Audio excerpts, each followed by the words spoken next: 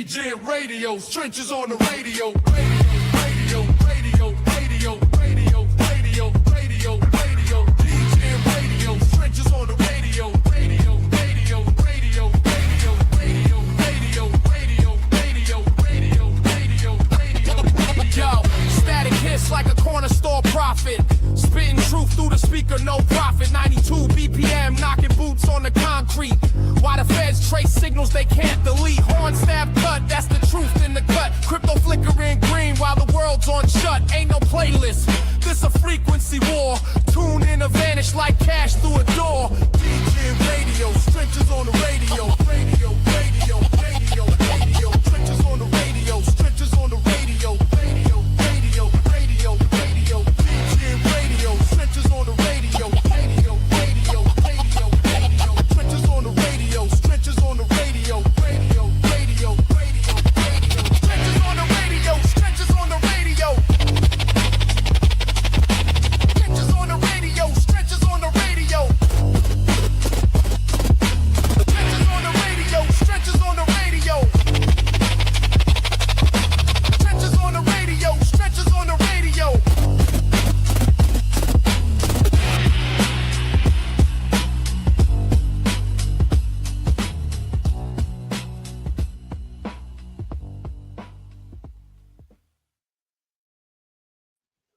Hello everyone and welcome to the Beans Bulletin Show, sponsored by DGNRadio, with a host, Franco. How you doing, Franco? How you doing, man? Exciting. Let's go. Yeah. And I'm myself, Shane Burkett, co-host, and then we've got another team member up top, JR from Legend. What's up, everyone? I'm doing good. How's everybody doing? Doing good, mate. Thank you very much. So tonight we've got an NFT-based show. We've got 4 amazing projects who have come today to showcase themselves. This is a unique way of doing shows, which hasn't really been seen before. It's been trialed and tested 2 years ago, proof of concepts there, and it's amazing because not only can we stream across multiple social platforms all at the same time, we've brought a new element to it. We can now do it live radio as well and put it on loop so that people can listen to it over and over again on loop from show to show, which is every Tuesday to Friday. Each show has a different narrative each time, and this is where we showcase the best projects in the space, but not only just good projects, great people behind them projects, trustworthy individuals. These are the projects that everybody should be investing in. You know, we've got no space for the bad actors, and you know the space is kind of creeping in more, so we need to tighten our circles, and you know our money needs to go into these projects that you know we're showcasing on here. Just you know, up in here at the moment, we've got D&D, Poke the Badger, J Connects, and Dallas Brave. These have been kind of selected. You know, we've approached these guys because they've got a great reputation, and what they have, what they're going to deliver to you guys today, you know, it's well worth looking at. Certainly, as the space appears to be growing bigger, every social platform individually is actually decreasing in numbers of users, and it's because there's that many. You know, audiences are widely spread across X, Arena, Twitch, Kick, and we're able to hit all them audiences all at the same time. And yeah, we're really excited to kind of be able to bring this to you every single week, not once but twice, and put everything on the table for you, and then that's for you to kind of make a decision at that point, as well as believing, you know, having a visual instead of just hearing a voice is also really, really important. We can put all the information right in front of your eyes on a weekly basis, and you've got something to refer to. So I think we should kind of get the show underway, and I think I'm going to kickstart with D&D, if that's all right, Mud. Again, another amazing project. Welcome, Mud. How are you doing, mate?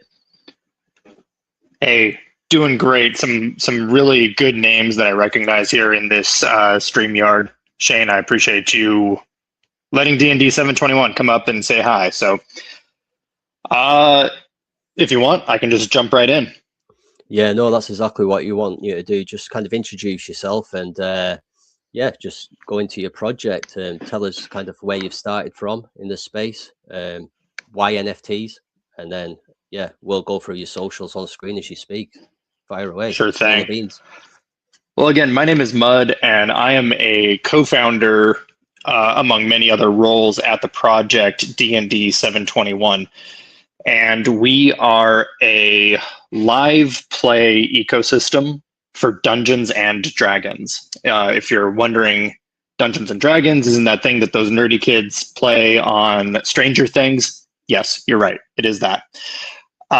We started this project actually a little over about 2 years ago. It was in April of 2024 when we came up with the concept and the idea of what we wanted to do, which was an entire ecosystem around community game playing, because Dungeons and Dragons is a community-based game. It's a game where you play with friends and other people. It's collaborative storytelling rather than player versus player. You don't have a character on a screen. You're not mashing buttons. You're not running around collecting gold or, swinging a sword. You're telling a story together. And so we spent almost the first year really putting all of the planning together, doing the math and the spreadsheets and everything that was going to make this project contained and successful. And we wanted it to have several pieces to the puzzle. The first piece was our NFT series. And the NFTs, they act as kind of your ticket to play, because every single NFT is a player card. And the player cards are what people use to create their Dungeons and Dragons hero. So we developed them in a way that it comes with concept art. It comes with what your race is, what your class is. It has some of your starting proficiencies based on the race class combo, your starting armor, as well as a number of other things. And this is where some of the fun RNG factor comes into play with our game, because there are 120 different kinds of combos you can get of different races, different classes, and then scripted into the NFT mint process, their starting stats for what you have as a level 1 hero are also minted onto the card randomly, doing a lot of math on a bell curve that I figured out over a year ago. So the cards act as the basis for the hero that you are going to play in the story. And I also am a part of this project as the dungeon master. So I am what you might consider the narrator. I'm the referee who's helping tell the story, and I'm helping tell the players what kind of dice to roll and what they get and what they do, how well they do it. And all of our community games, all of these sessions that we play, they are recorded and they are professionally edited by Island Metal Forge. He goes by the name Yamez. He is a co-founder in this project, and as well as a player and his own dungeon master. But he also primarily, he spends a lot of time and a lot of hours editing up the episode, the actual gameplay that we all participated in together, and he edits it and it gets published to all of our different streaming platforms like Spotify, Amazon Music, iHeartRadio, as well as our Patreon. The other piece of our ecosystem is a crypto token, which goes by the same name, D&D 721. And the token also directly ties into our ecosystem because it is an in-game currency that our players are able to use to purchase extra items, potions, armors, weapons that they utilize before the session begins, before we actually play our game. So they're able to get some extra items, a little bit of flair. It's not play to win, but it is pay for flavor and pay for some extra benefits and perks that you can get along the way in the story. Can you share an example of like the extra perks that you can get within the gameplay? Absolutely. So, I mean, we owe so much to our community because so many people have dedicated so much to what we are building. But one example is that I have created a bot that is specific to just our chat room. Anytime a game is starting, his name is the Wandering Bishop's Butimus Baubles Shop. I run the bot and it goes through a list of over 100 items and it picks the different tiers of items that people can use our token to purchase. And that can be anything from a potion of healing, a cloak of billowing, an extra heavy crossbow, great axes. And everything is in different lists. So there are free items you can get just for showing up and playing with your NFT. So you don't actually have to buy the token. You don't actually have to purchase anything to play the game. But if you wanted some extra items, some things cost $1, some things cost $2. And then we have some fancier permanent items that will stay with your NFT, with your hero from game to game. And you can get some extra things like the circlet of blasting or the wand of beat poetry. For any Dungeons and Dragons nerds out there, there's also a lot of homebrew in this. So a lot of our items we have created and balanced ourselves in our own ecosystem. And also the ongoing campaign and the community one-shots also take place in a homebrewed environment that is a world and a story that I have crafted and written and put together for our players. No, I think that's really clever that you've got gameplay there to benefit the token. And I know the token's only at an 8K market cap, but you kind of don't have anything to worry about because the more the game gets played, the more obviously that benefits the chart itself. And so have you only been around since December as a whole, or was that just when the token? That was when the token launched. We spent a lot of time preparing the NFT series and the token and everything else leading up to our launch. The token is on the base network. It was a fair launch. We did stealth it. We trapped the bots at the launch and then locked away their liquidity with a high tax and then opened it up freely to anybody who wanted to purchase. And just like you said, it is a low market cap and it has low volume, but that's because we have a dedicated community who have already purchased their tokens and then they use them as in-game currency.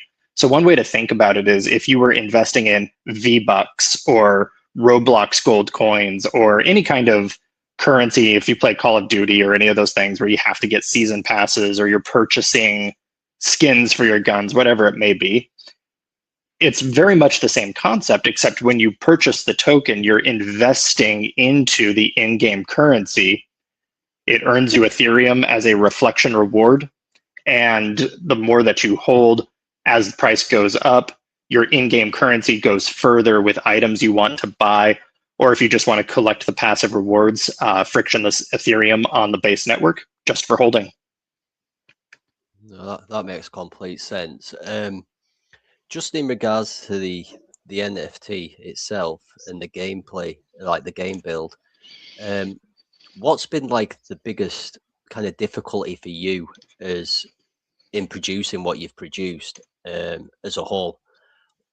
Was it like the gameplay and kind of making it connect all together, or is it kind of, the community? Has that been a difficulty for you in regards to the NFT?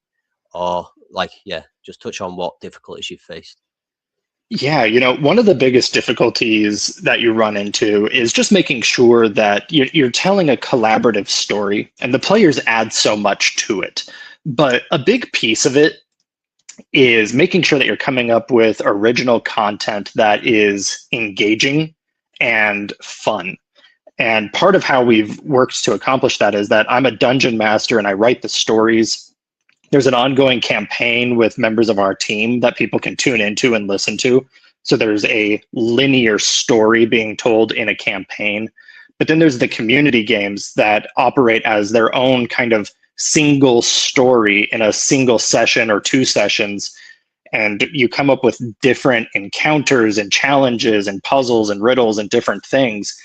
And part of how we've overcome that challenge of me having to constantly create more content is by having other members of the community becoming dungeon masters themselves, like Yamez has, like Barkoshi has, and others have raised their hand saying they would also like to host games within our ecosystem where people buy their NFTs, create their hero, and then bring it to the game to play.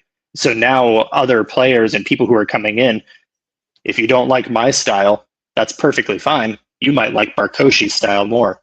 Or if you don't care for Barkoshi's gameplay or style, whatever it may be, well, maybe you like Wawa Skittles and the games that she makes. And there's a lot of options. Or you can say, you know what? I could do this better. I would like to be a dungeon master of my own story. And people could then join your game using our ecosystem. No, I get that. Have you ever thought, could it not be an opportunity for projects to somewhat come in and make their own kind of clans? Is a way of putting it. I understand the idea that you're coming up with. The NFTs have already been created. There are 10,000 cards that have been made, and we released the first 2,500 in Wave 1. I have been talking with my co-founder Yamez about if there's potential for doing some kind of partnership with our other friends and allies and people who have worked with us, where in some way there can be characters made that in some way kind of represent their project. You have to be a little bit careful, though, with consistency and making sure that the races and classes are not getting muddled as you're expanding outside of the core game. Yeah, I don't think the characters would necessarily have to replicate the project. I mean, as long as they kind of just resembled one another, I think would be enough. But I think it would be a great way of like collaborating with other projects and kind of inviting them in to be part of your project as well as the community as a whole. But then it'll be beneficial for you because obviously you'd get the NFTs sold quite well and you'd have more game in play, which I think would also be a great way. I think I've seen something similar before in the past where they have done that, but not in this idea, but in terms of like bringing projects in as a collective group to like build something and have their own, like, I don't know, farm or, army of somewhat. And the other piece of it that quite a lot.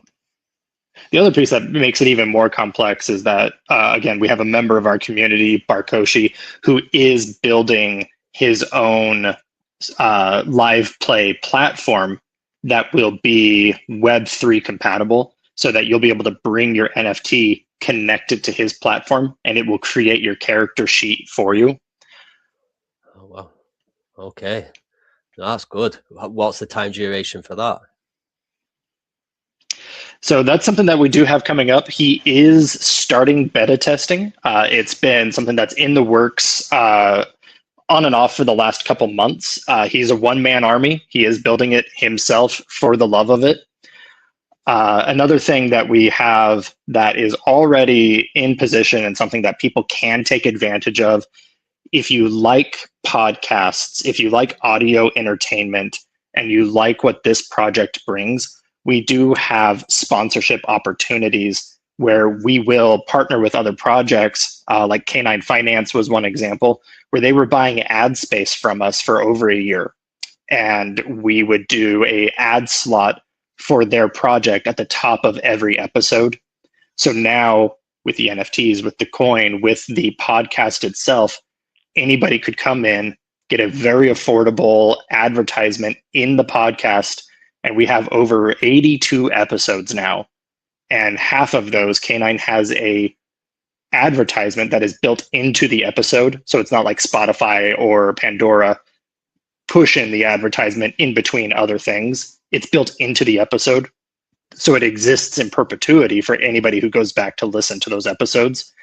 And we're offering that to anybody who would like to pay to be a paid sponsor within the podcast itself. No, that's amazing. That's just creating another layer on top of what layers you've already just kind of showcased prior. I think that's going to be appealing to a lot of people as well. So if you are a listener and you're part of a project, You know, it might be worth kind of mentioning this as another way of getting visibility. I mean, I know for a fact our team will probably take a look at that as well. And for the NFTs, mate, they're very good quality. I mean, I really liked looking through that. I was kind of just looking through the collection as you were talking. Like, yeah, top job, mate. Honestly, I want to open it up for questions. If anyone's got any questions, Franco, have you got anything?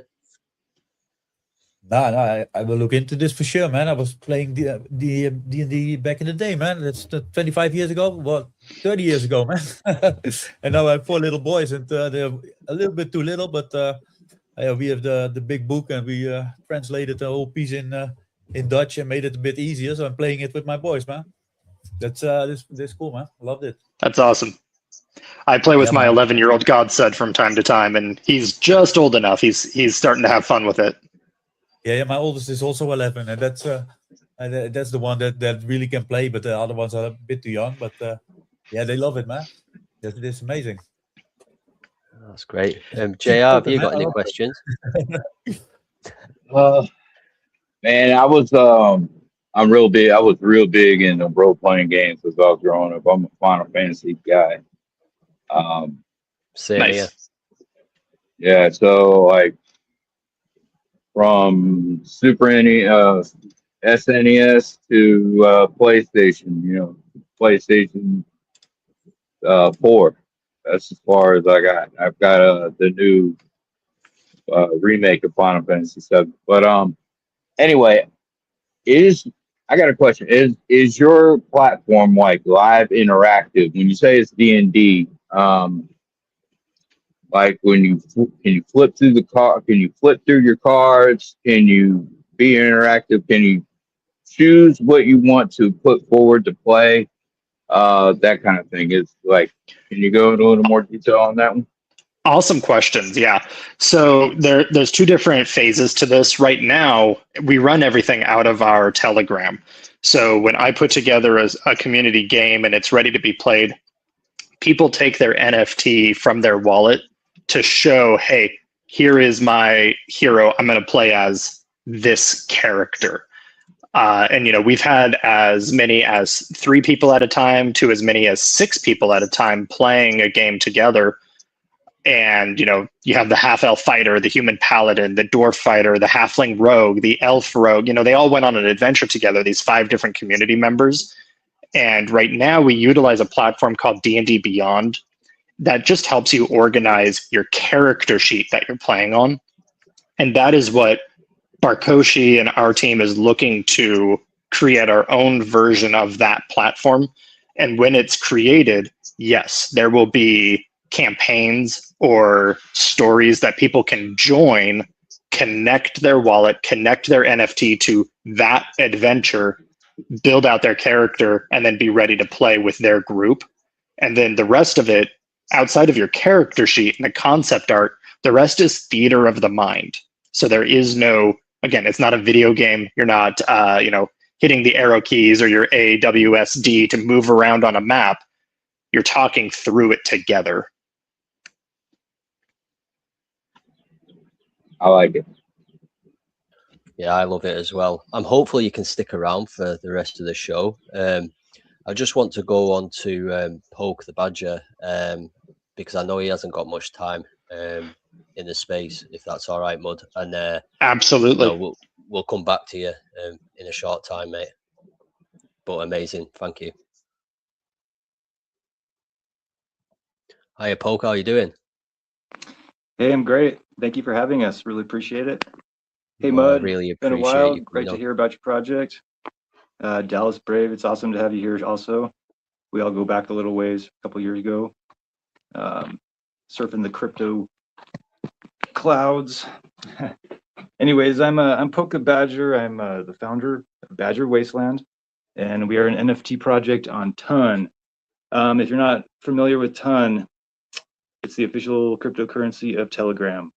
There's a lot going on with it, and I'm not going to spend a lot of time telling you how cool Ton is because you don't need a lesson in blockchain, or I'm sure you're all very comfortable with where you are anyways. but there's always a good time to, explore other chains, which is kind of why we're all together here. So our NFT project is pretty unique. What we have going on is, honestly, it's a set of placeholders. If you look at our NFT collection, it's a, some might say it's a little generic, but it's a placeholder for what's to come. We're building a lot of utilities, and what we got going is a mini app right now, where you're going to be able to take your Badger NFT and you can upgrade them, kind of like Mud was talking about. So through the NFT metadata, you can upgrade your Badger, upgrade your rarity, and essentially, upgrade your NFT status. So you're building an army of Badgers. You're doing daily tasks. You're doing social interactions. You're doing mini games, including, like Wordle. There's a whole bunch of small mini games in there that are really cool. And so, beyond that, we also offer some utilities like our NFT notification bot that allows you to receive notifications in your Telegram channel or chat when your NFT moves, when it's bought, sold, when it's placed on auction. And you have all that right there for your community to kind of see, and it's a great service to have. A lot of utility projects use it. We just got our website going, badgerwasteland.versal.app. That thing's a great resource to see what's going on.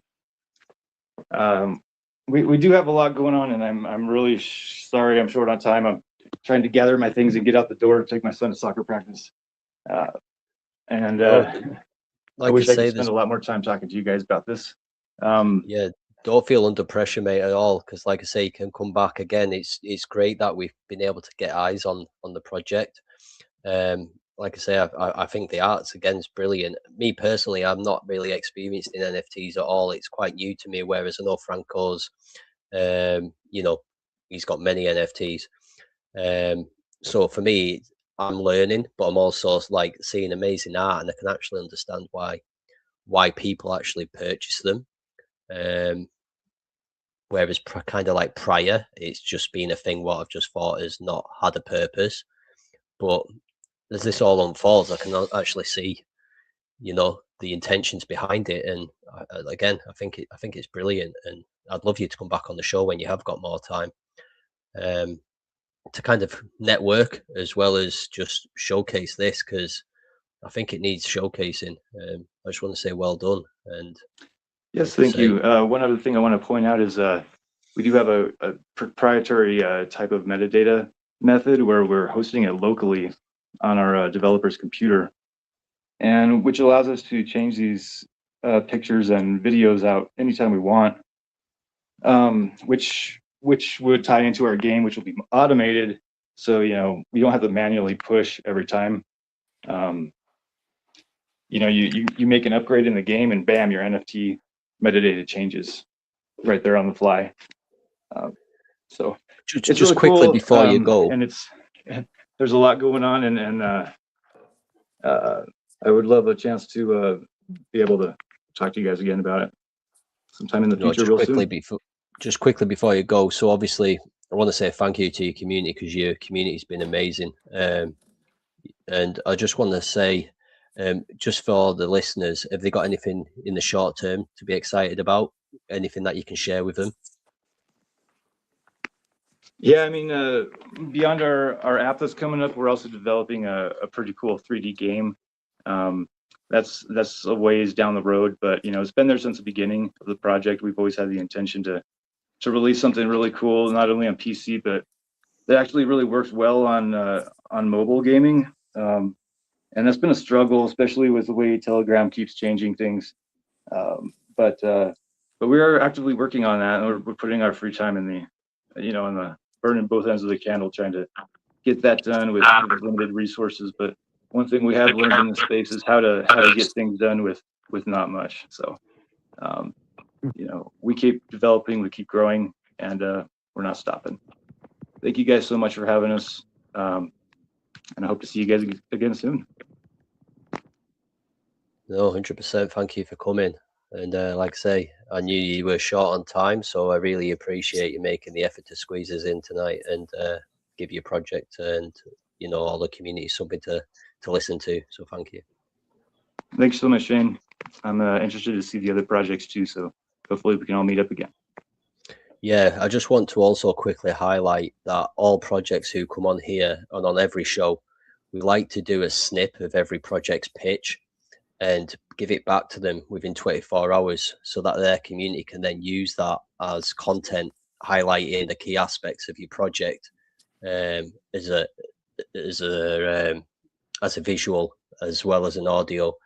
It saves a lot of time. It saves you as a dev a lot of work, having to repeat yourself over and over again. When you've got that at your disposal, you just drop it and people can listen to it. So that's just a nice to have. That's like a nice gesture from Beans, and we'll continue to do that throughout our duration of doing these shows as we grow. So yeah, like I say, Badger, you'll get that, and you'll be able to listen to everyone else's at the same time, so you won't miss a thing.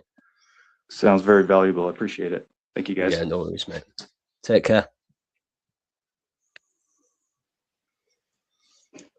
So just before we move on to Jay from QUAKEY, QUAKEY is a really exciting project. This is one project out of everybody in here that I am familiar with during my time in the space, and it is something pretty impressive. But before I come on to that, I just want to have a conversation around NFTs as a whole. Obviously, a few years back, there was massive hype. NFTs were the go-to place, but since in recent times, that hype hasn't been there. But what's the opinion on it coming back? Is it still as desirable as what it was? What's your thoughts, Jay? What's your overall mindset on NFTs currently? Yeah, we've been having several conversations about this on crypto Twitter. Hello, everyone. Good to be here. Yeah, I think it just comes down to the fact that a lot of people have left the space. So when you have to include that in the factor. It's why NFTs, why NFTs failing on this side of the ecosystem when it comes to Web3, and it has a lot to do with the fact that we lost a lot of people year after year. Year after year, historically, we're losing people, and a lot of bad characters out there. Some for other reasons they might have left the space, but ultimately, at the same time, we're also not, and I mean everyone, not just myself, we're not actively onboarding people. We're waiting for things to happen on their own. Now we not saying that no one's not building anything. People are definitely building. They're definitely focusing on building a brand, building a community within the crypto Twitter space and on the blockchain, and that's all good and dandy. But if you're not finding ways to bring new people in to counteract the people that are leaving, ultimately it's going to affect your own brand. It's going to affect the Web3 space as a whole, not just NFTs, but just in general. So that's one thing I want to talk about. It's my time to talk about QUAKEY, because that's what we're actually working on. With my podcast, that's what I've been focusing on since 2024. Focusing on ways to very subtly, interview brands, and all brands, not just Web3 communities, but all brands and all Web3 communities under one platform. By doing that, anyone that does tune into that podcast, they'll just see people. They won't know the difference, which one's Web3 and which one's not, right? And then the people that are not Web3 will hear us talking about blockchain and how it has some type of use case, and maybe that will stir up the idea for them to get involved and ask questions and learn about it. So that's what I'm doing with the podcast, and there's a lot more with the QUAKEY side of things. But just to answer your question, long story short, the reason why NFTs is failing is because we're losing people and no one's bringing them back in. And why would anyone come here if there's already a bad stigma about people losing money with scams? So that's how I feel about it. No, that's 100% correct. And I just want to say that I think it's actually brilliant the way that you're doing that you don't divide the Web 2 and the Web 3. You basically account everyone as equal, and it's through education that then Web 2s will learn from the Web 3s, but they're all under the same umbrella. I think that's actually genius, because I think a lot of people would probably separate the two, because they would try and target conversations to each different audience, whereas you just let it come natural through conversation as a whole, which I think that's the best. I think that's brilliant, and you're 100% right. The space is it is losing people, and people are losing confidence and trust. And I personally, I think Pump Fun's to blame for the majority of it. Don't get me wrong, but it was happening before Pump Fun. And the way that we as people and the community need to make note of this as well is that everybody needs to tighten their own circle and stay within trusted groups and listen and kind of advise as well. So that way, community members, you should be only navigating in the circles where your trusted projects navigating into. Otherwise, you could possibly get burnt. And also great with your podcast is that you're finding a way to bring people in. We're trying to do it slightly different in terms of the shows. So the way that we're trying to target it at Beans is that we're able to set something like this up with a show, and we'll go and talk to influencers on different social platforms. So for instance, TikTok, and we'll find a group of people who are all interested in agriculture or makeup, nothing to do with crypto whatsoever, but we provide a platform for them to all come on and have a conversation with one another, which is beneficial for them because they'll increase their own follow count through conversation and interest. And what we can do is then educate them about crypto, and because we provide that platform, they're possibly open to helping us get word out to their communities, their followers at the same time. And again, I think it's always about helping one another in the space. I don't believe any individual or any project can do it all and know it all. I think many collaborations, strength in numbers is key. And that's what I'm trying to push on this show at every opportunity, for connections to kind of link up off the back end.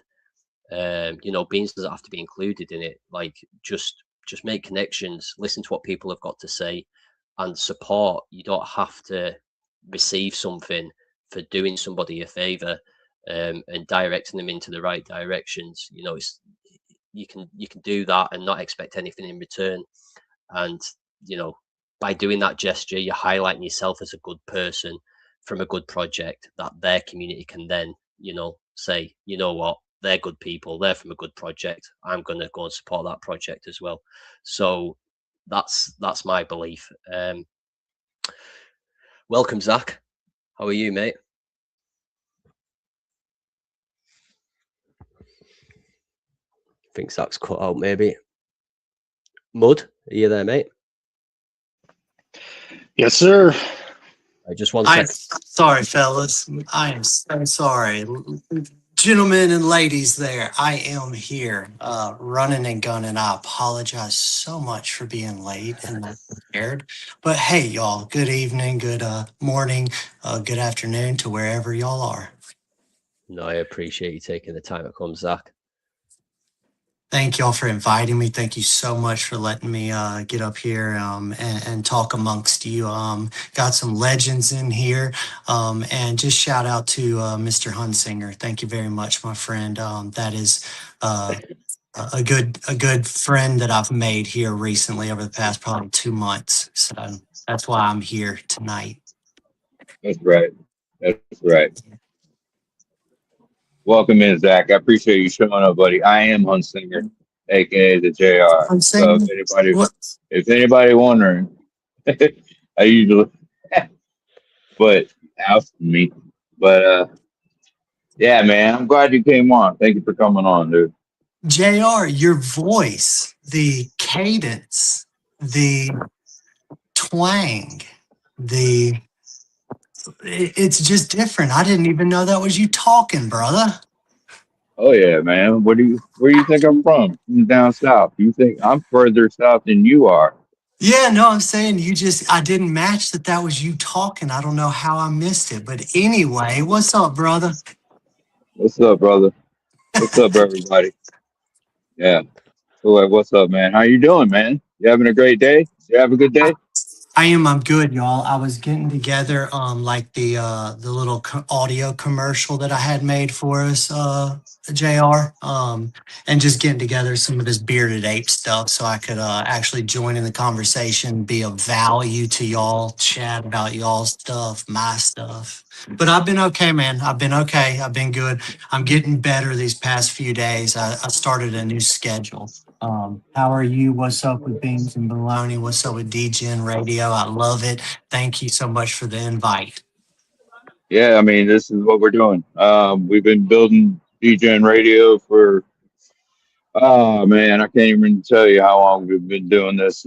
I know we've been live at least 6 months, but at least. Now I could be wrong. My dates are always wrong. I can never remember exactly when anything specific happened. I just remember a roundabout time. So yeah, I just kind of go with the flow. I mean, that's what we've been doing is just building the radio, getting going. You know, building Beans of Bologna Productions, building a legend. Just getting it up there. Building a legend. Yep. But I, this is about you. This is about you. This isn't about me. So let's talk about you. What have you got going on? I want to hear the sauce. the sauce. Well, there is The sauce. something that Matt, the developer of the Bearded Ape Society, dropped on us 2 days ago, and then something he dropped on us yesterday. So, real quick, for those of you that I haven't got to meet yet, I look forward to it. I see a couple of names that I'm familiar with. My name is Zach. I've been around the meme and NFT scene for coming up on about a year in, what would that be, November. I fell into the NFT and meme scene because I wanted to make a living in Web3, in crypto. I know that may sound wild and grandiose thinking, and it is. But I thought of what's the easiest, where can I break into this? From being in crypto for close to like 5-6 years, and then investments in traditional terms, and then a lot with solar stocks and things, just precious metal stacking. So I've always been obsessed with just the essence of being an entrepreneur. First job was a man in a mower. That was the name of the damn lawn company. So that's always been there. So I got into memes and NFTs. I love art, have a little graphic design degree, all these good things kind of lined up. But I fell into the NFT and meme scene with the Bearded Ape Society. I was an investor and a holder. That's it. Became friends with the dev, Matt. Started to express that, yeah, man, I'm here every day because I'm trying to make a living, a life in this.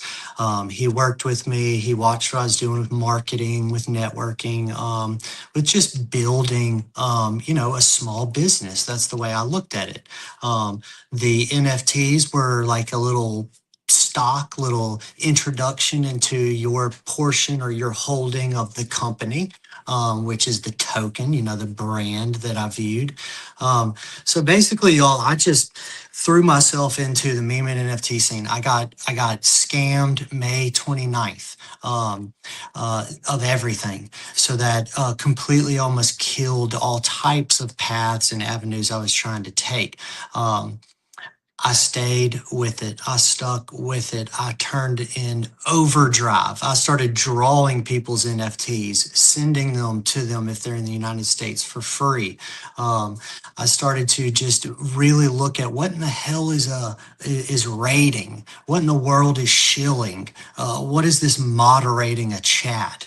All of these things that we all know good and well, being involved in the industry, in the space, what they are, but I just threw myself into it. I was able to use skills and things that I've, honed in and not mastered or perfected, but just worked on a lot of skills, people, skills. I wouldn't say mathematics, even though that's very vital, but just in terms of geopolitical happenings, what's going on with this market and how's it affect, just looking, I believe, at the writing on the walls and reading in between those lines. And now becoming less afraid to say, hey, y'all, I see this and think this. And so I believe this is a good avenue or a good investment, or, hey, just watch me because I think this is good. And if it fails, then you're of no risk. But if it pops off, you've missed out some. But I've watched so many things, JR, come true through these conspiracy theories over the years with crypto, precious metals, just everything, that now I don't care. I express my opinion in a polite and humble way. But the Bearded Ape Society was the only project that I felt I connected with huge. Beards, I don't have one now because I shaved it off because I'm going through a beard growing phase with my community, with my investors, using our products. So I became heavily involved with the Bearded Ape Society, JR. I never looked back. He actually started to give me power in terms of, hey, Zach, what do you think the mint price should be? Hey, Zach, what do you think a mechanic should be? Hey, here's free reign, brother. Let's brainstorm. Let's build this brand. Let's do this and stick around. And that came out of me and Matt, the dev, becoming actual friends. I'm texting this dude constantly. We're on video phone calls. His kids love soccer, and he's always loved just very personal things we started to connect on.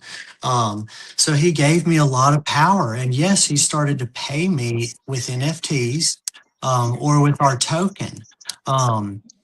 Because he saw the value of actually taking a chance and putting some belief in someone. After, I'd say, about 3 months, we knew each other like on and off every other day. So anyway, I created an LLC that is Web3 Truth. Web3 Truth and myself, Zach, in turn, being an RWA consulting business, we grabbed up a collaboration with a phenomenal woman that makes products. She makes hair, skin, and nail products for females initially for a long time, well before I ever came around. And we met in a space on X. We hit it off, and she started to consider my idea for an RWA. I expressed to her, obviously, my business plan and blah, blah, blah, but she saw an opportunity. She saw potential before greatness. She said, Zach, all right, so we're looking at a project on the XRPL, on the XRP ledger, that has, at this point, 2 hand-drawn NFT collections that reward in native token and reward in XRP, airdropped. Yes, okay, that's amazing. Now, on top of that, you're wanting to collab with me because the project needs a new revenue stream, because you are looking for long-term. This is the future. This is your business. Okay, awesome. So if we make products, beard balms, beard oils, soaps, hell, maybe a deodorant. I don't know. You know us bearded apes, we stink sometimes. Maybe a toothpaste, Zach, you want a new revenue stream, and I hold the keys to part of that in my product line of hair, skin, and nails. So a beard balm and oil, let's do it, Zach. So I was the first male that she took on, the first actual business partner, mind you, that she took on or that she has so far. We launched October 31st, and JR, you tell me to shut up at any point, my friend. we launched October 31st of last year. We changed our art because I said, Matt, if we come out with another collection, and we were toying with not coming out with another collection, we don't want to just blast, people in the space with just NFT collection after NFT collection. We're long term. We need a new revenue stream. We need something real. Not that NFT sales aren't real, but we can't just mooch and keep tossing collections out there. We need something real. So we made a third collection. That third collection, the art changed. Thank the Lord, Matt's an amazing artist, and it is badass. They are called the Immortal Apes. That's the third collection.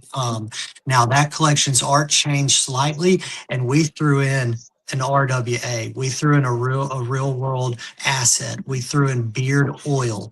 There were 20 of those NFTs. If you minted an NFT that was holding a bottle of oil, you got a bottle of oil sent to you. You just paid shipping and handling. Just a question, Zach, in regards to the products. So are these products all tested and gone through regulation? I love it. So, yes, sir. Our products, Miss Kita, she has her own LLC, and she has her own licensing in the state of Texas. So these products are made in Fort Worth, Texas, and she has the appropriate licensing because of like the application to, the body. Is that FDA? I believe is the acronym or the initials they use. I believe that that's the licensing, but she does have all appropriate licensing. This stuff is put through her rigorous testing and my rigorous testing as far as the ingredients being all natural, and some of those are actually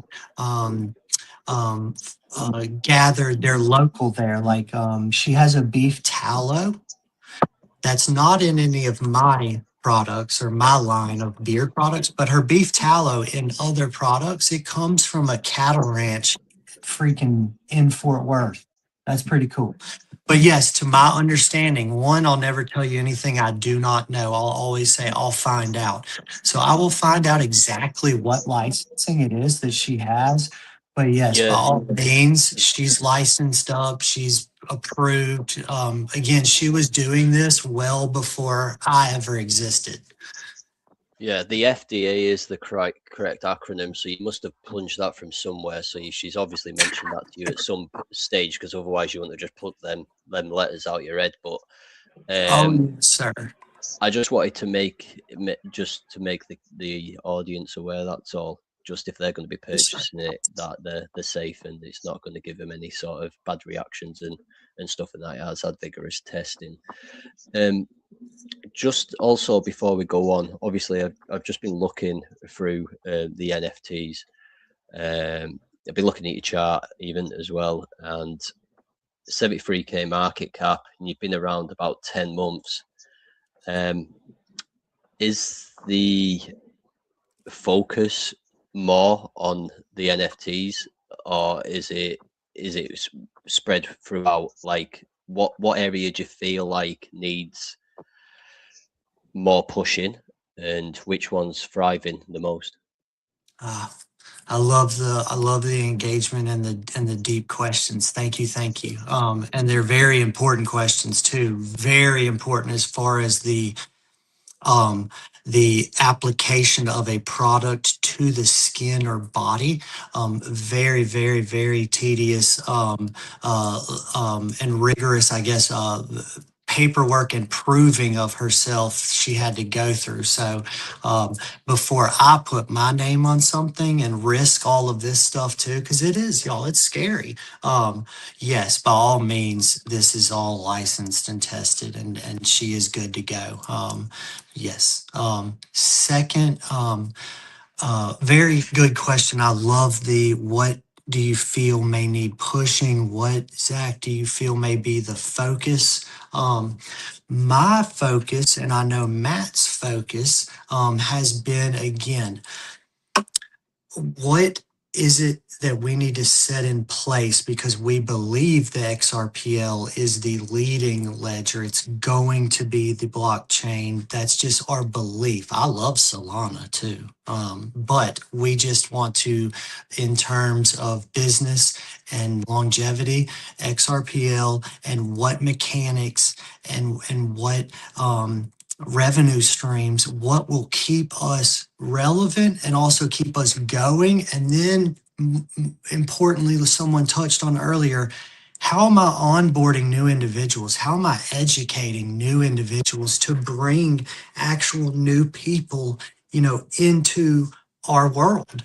Because I am so passionate about all of this, because I fear for your wallet, his wallet, her wallet, my dad's wallet, my sister's wallet, Jeffrey's wallet that's over at the lawn and garden store. Like, I legitimately am like, yo, general public, all of us, my friends, my family, let's get educated together, because this stuff is real. It's not the future anymore. It's now. And so getting back to your question, I feel like the 3 collections sold out, and they all sold out the same way.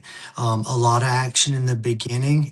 And mind you, I wasn't here for, I think, the first about 2 months the project was actually around. I came in randomly, but I came in right about halfway of the first collection minted out.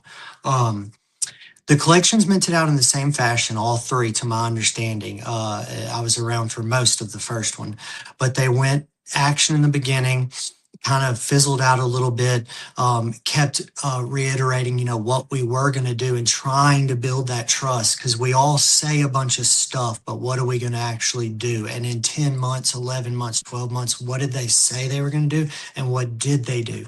The collection sold out once people and myself and our team and the community got enough people to believe that, hey, we're going to be giving back native token, and here's our white paper, here's the plan, the roadmap, this is what we're looking at.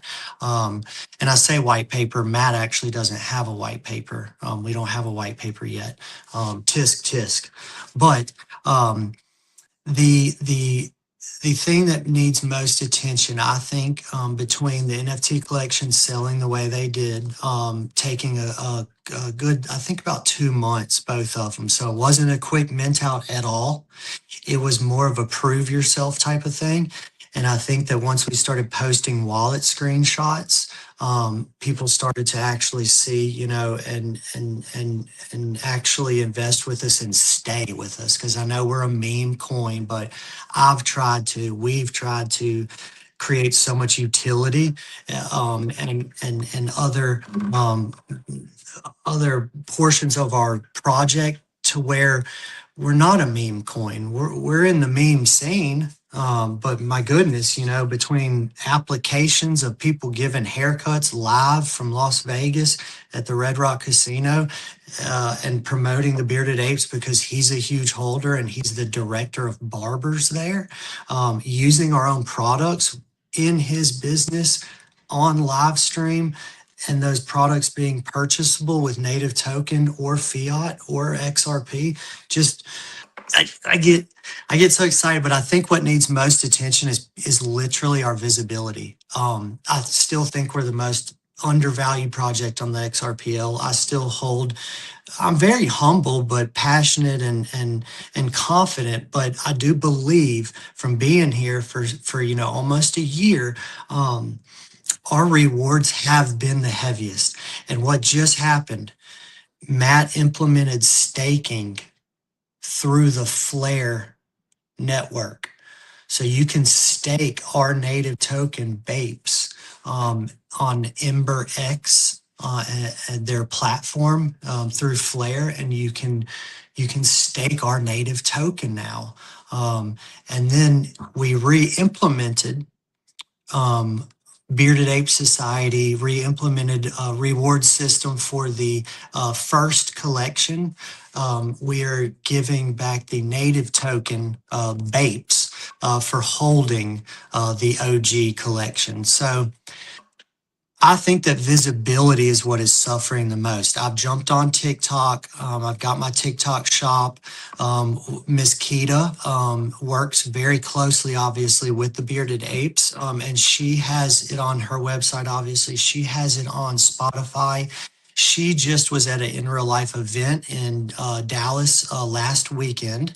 I myself and her and our DAO, TrueFi, will all be in XRP Las Vegas.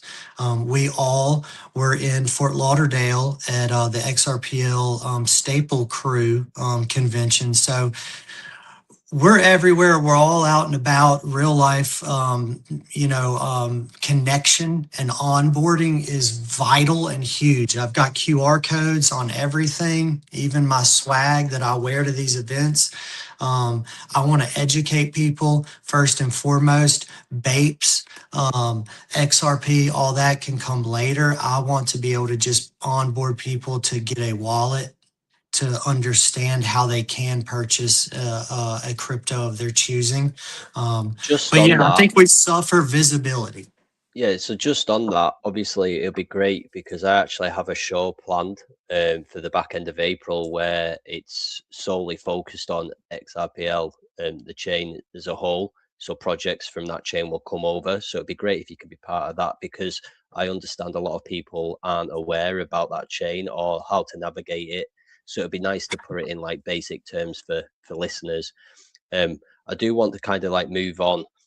Yes. But just to kind of like sum it up is that I think you're similar to us in terms of that we've got multiple utilities that are bringing in, multiple revenue streams, what are bringing in and all connecting up with a token. And obviously you've got the NFTs as well. And I think that's brilliant. I don't think you're missing any tricks because having the QR codes on the products, you've got that likability to retail, where you actually not only you getting them to use it, but you can also educate them whilst they are holding the product themselves. Even if you put something inside the product packaging, maybe which would help them set up a wallet step by step with a certain amount of token, so that they actually have their first holding of your token. And it's a very, very simple step by step process. I think that would be a good way to get that into them, even with a TG link in there. So they're coming into the community Telegram and giving feedback saying, look, I've just opened your package, I'm new to crypto. And then at that point you can guide them as a community, not just a dev. I think it's like I say, I think it is good. I think it's brilliant what you've achieved in actually a short duration of time, really, because it hasn't been around that long. For the amount of work that you've managed to get through. I just want to open it up for questions. Action, have you got any questions, mate?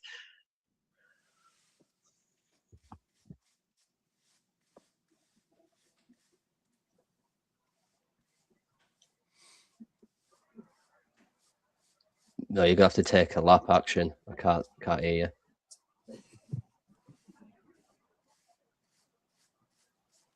Man, I just want to thank you though while we're in between. Thank y'all for the time that y'all have allowed me. No, it works out Yeah, Zach. perfectly because I'm not just a friend, man. I'm also a customer. I can attest to that his beard oil. Yes, you can, JR. Yes, sir. It's great stuff, man. I don't even use cologne. That's how good that shit smells. Right? I don't. Real quick too, and I promise I'll be quiet. I use a lot of my big time investors and people that agree to it in my marketing stuff. We're dealing with beards. I see Mr. Franco's got an awesome beard. Yep. So I literally pay guys that want to be beard models. I have a commission-based system that I just released. That if you outside of TikTok get barbershops or private barbers to purchase, you get a commission. I've got it all mapped out. It's pretty sweet. I'm trying to create an entire ecosystem around this. So I'm trying to provide, a project that says, wow, that project provides potential commissions, employment-based commissions. That project passively pays you, rewards you for holding. That project has applications of its own product. So I'm trying to get a barber in every state. We're in Germany, Australia, Philippines, Canada. So yeah, y'all DM me, tap in. I'm just a normal dude that took a chance and tried to follow my passion. No, I appreciate that, Zach. And like I say, I really want to get you back on. Please, thank you. Down the line, and it's been great to have you. I am conscious of time because we have only like an hour left of the show, and we've still got other projects to come up. But like I say, just keep doing what you're doing, and hopefully next time you come round, you'll have more information for us. I have a question for Zach, man. Yeah, Yes, go sir. for it, Franco. Don't you like the Dutch? The Dutch? Couldn't order it here, man. Hey, there's a bottle in Finland. Yeah, that's not Dutch. That's not the Netherlands, man. I know, but it's kind of up there, right? That's a shit. Yeah, that's way too far, man. Okay, never mind. It wasn't accepting our credit card or something. It was impossible, man. That's Germany, you can, then the Dutch not. That's terrible, man. No, there's one, yeah, in Germany, Mr. Helm Jansen. But then, okay, Franco, I need to DM you and get a bottle up there. Cool. I know a lot of barbers, so who knows, man. Oh yeah, I definitely work stuff out. Like with JR, I absolutely am still in the grassroots phase of building and finding individuals that say, hey, Zach, that's a pretty good thing you got going on. Let's see, is there any way I could fit in? Because I can bring this and this to the table. I am so open right now, and I'm in talks with a few people, but I do know what I hold. And so it is a privilege, I think, to jump in on with certain projects and things that are happening. And I have to say it because I never do this. This is good. This is a really good thing that I've built along with everyone else that's done it with me, Matt, and the community. So I'm going to shut up. Thank you. Appreciate that. Is my mic working now? Oh, here we go. I mean, Yeah, your mic's you guys are working all actually. fucked now. You got anything to add, brother?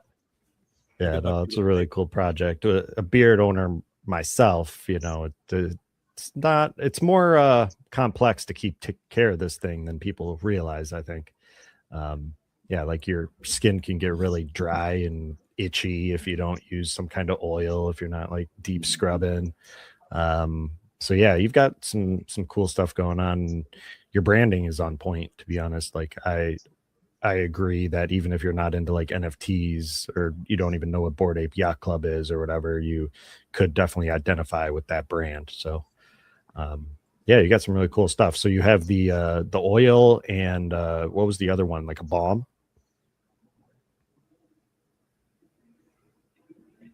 Yeah, he has a bomb. Oh, he might be frozen. Okay. Yeah, no, that's really cool. I have a great idea, man. Kick everybody without a beard. Yeah. Oh, Shane, you're fucked also. There we go. We got enough testosterone on here now.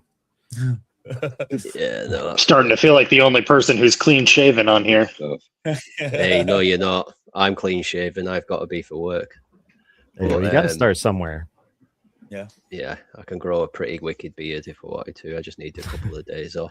Oh yeah, at work doesn't let you have a beard. Nah, my face will catch on fire otherwise. Yeah. But I actually do like that project, and I do hope he does come back. But I just want to swiftly move on, conscious of time. That's all. We have a try and have question in the chat. Are the ingredients organic or lab tested? they're organic. Hey guys, I'm gonna go ahead. I'm gonna step down as well. I've got to take care of some kids and get them ready for bed. But I appreciate you having this show. Appreciate Jay. I appreciate Zach. I appreciate you guys coming on and really putting it on for me. I really, really appreciate you. And I will catch everybody really, really soon. Peace, everybody. Thanks See a you, lot, JR. JR. Good to see you, man. You too. So next up, guys, this is a project I'm really excited for everyone to listen to. It's been around a long time. It's got some very, very great people involved in this project. And next up's QUAKEY with Jay. How you doing, Jay? I'm doing good, man. I'm definitely happy to be here for sure. Thanks for the invite. A lot of amazing projects I've heard so far. And I see the communities popping in. Shout out to Beta TV. That's awesome. Yeah, so QUAKEY's been around for quite some time. Community formed together in, I would say, the summer of 2024. I mentioned earlier that I had my podcast and I was doing my I'm a brand ambassador for the Pigeons of New York and NSC Energy Drinks, if you guys are familiar with those projects. Way before I decided to be a part of the QUAKEY collective. You know, it's I've known a few of the core members for quite some time. Shout out to Stu Kwan, shout out to Apollo. These are people I've met in on crypto Twitter. Individually, everyone's been doing their own thing, and we all just came together.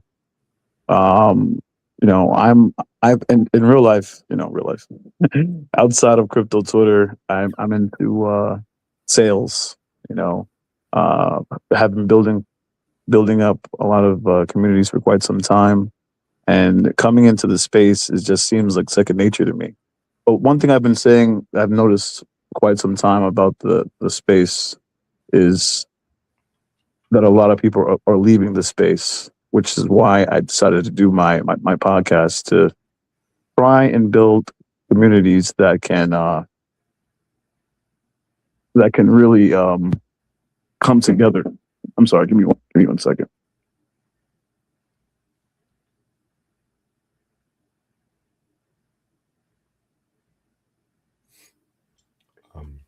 Yeah, no worries Yeah, at it would all, Jay.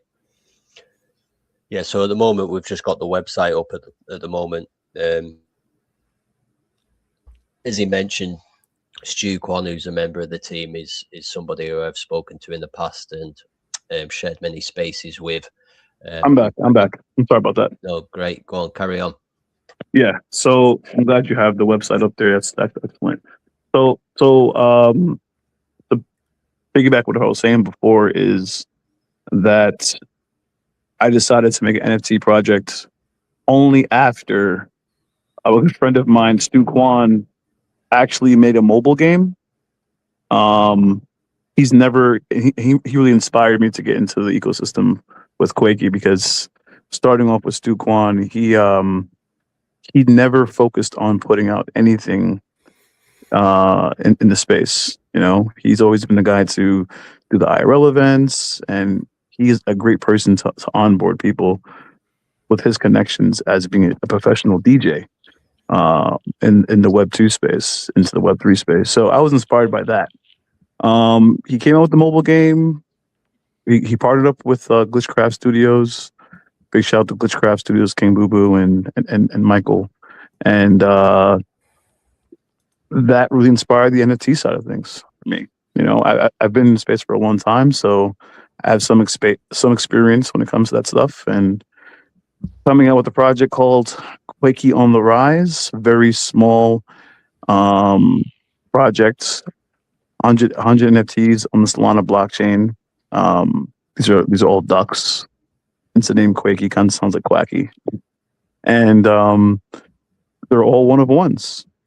But I decided to use the podcast as the utility for the project. So at the time when we dropped the project in March of 2025, it was simply that if you owned, let's say, about 5 of the NFTs, or 6 of the NFTs, you got interviewed by me, right? And how and why was that important? Because when I interviewed people for my podcast, I would simply market them for a week or two beforehand. So a lot of people in 2024, a lot of projects wanted me to interview them because I would market them as a brand ambassador or in different spaces. I would talk about their projects in different spaces way before I would actually do the interview, which is what, drove people to want to have me interview them. So I just use that for utility for Quakey on the Rise. And I mentioned before that Stu Kwan is a professional DJ, and he does about 500 events a year. He has his own team. He teaches people how to DJ, so that became an added utility for Quakey on the Rise NFT collection. And we sold that collection out less than 3 hours.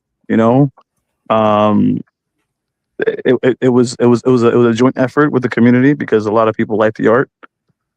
What came from that is other projects. I will say before that project, a gentleman by the name of Apollo did put out the website. He did put out his own collection called Quakey Coin NFT. And Apollo has a great mind, right? I have to mention all these different names and all these different people because we are the collective.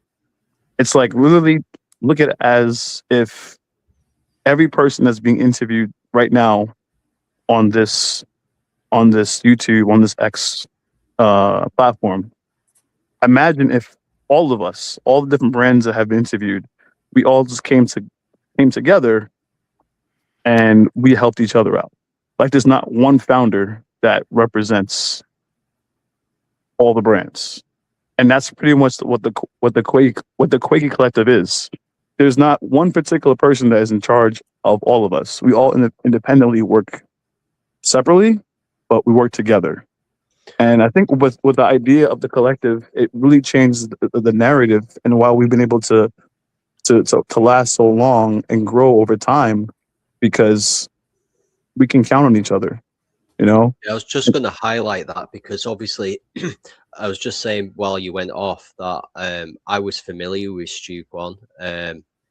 He always seems to be in a car whenever I do end up getting a conversation with him. So he's always on the move, like you say, and he's based out of New York. Is that correct? Yes, he's from New York. I'm from New York initially. I'm not there anymore, but I was there up until 2024.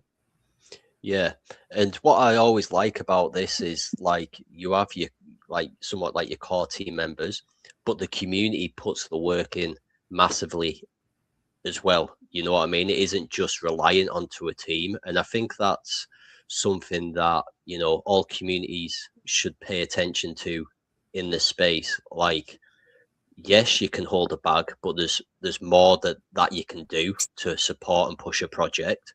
It doesn't have to be a massive amount, but a contribution. And this is what Quakey nails, because Quakey's community turns out all the time for yourself, for Stu Kwan, whenever I'm certainly around and kind of been paying attention.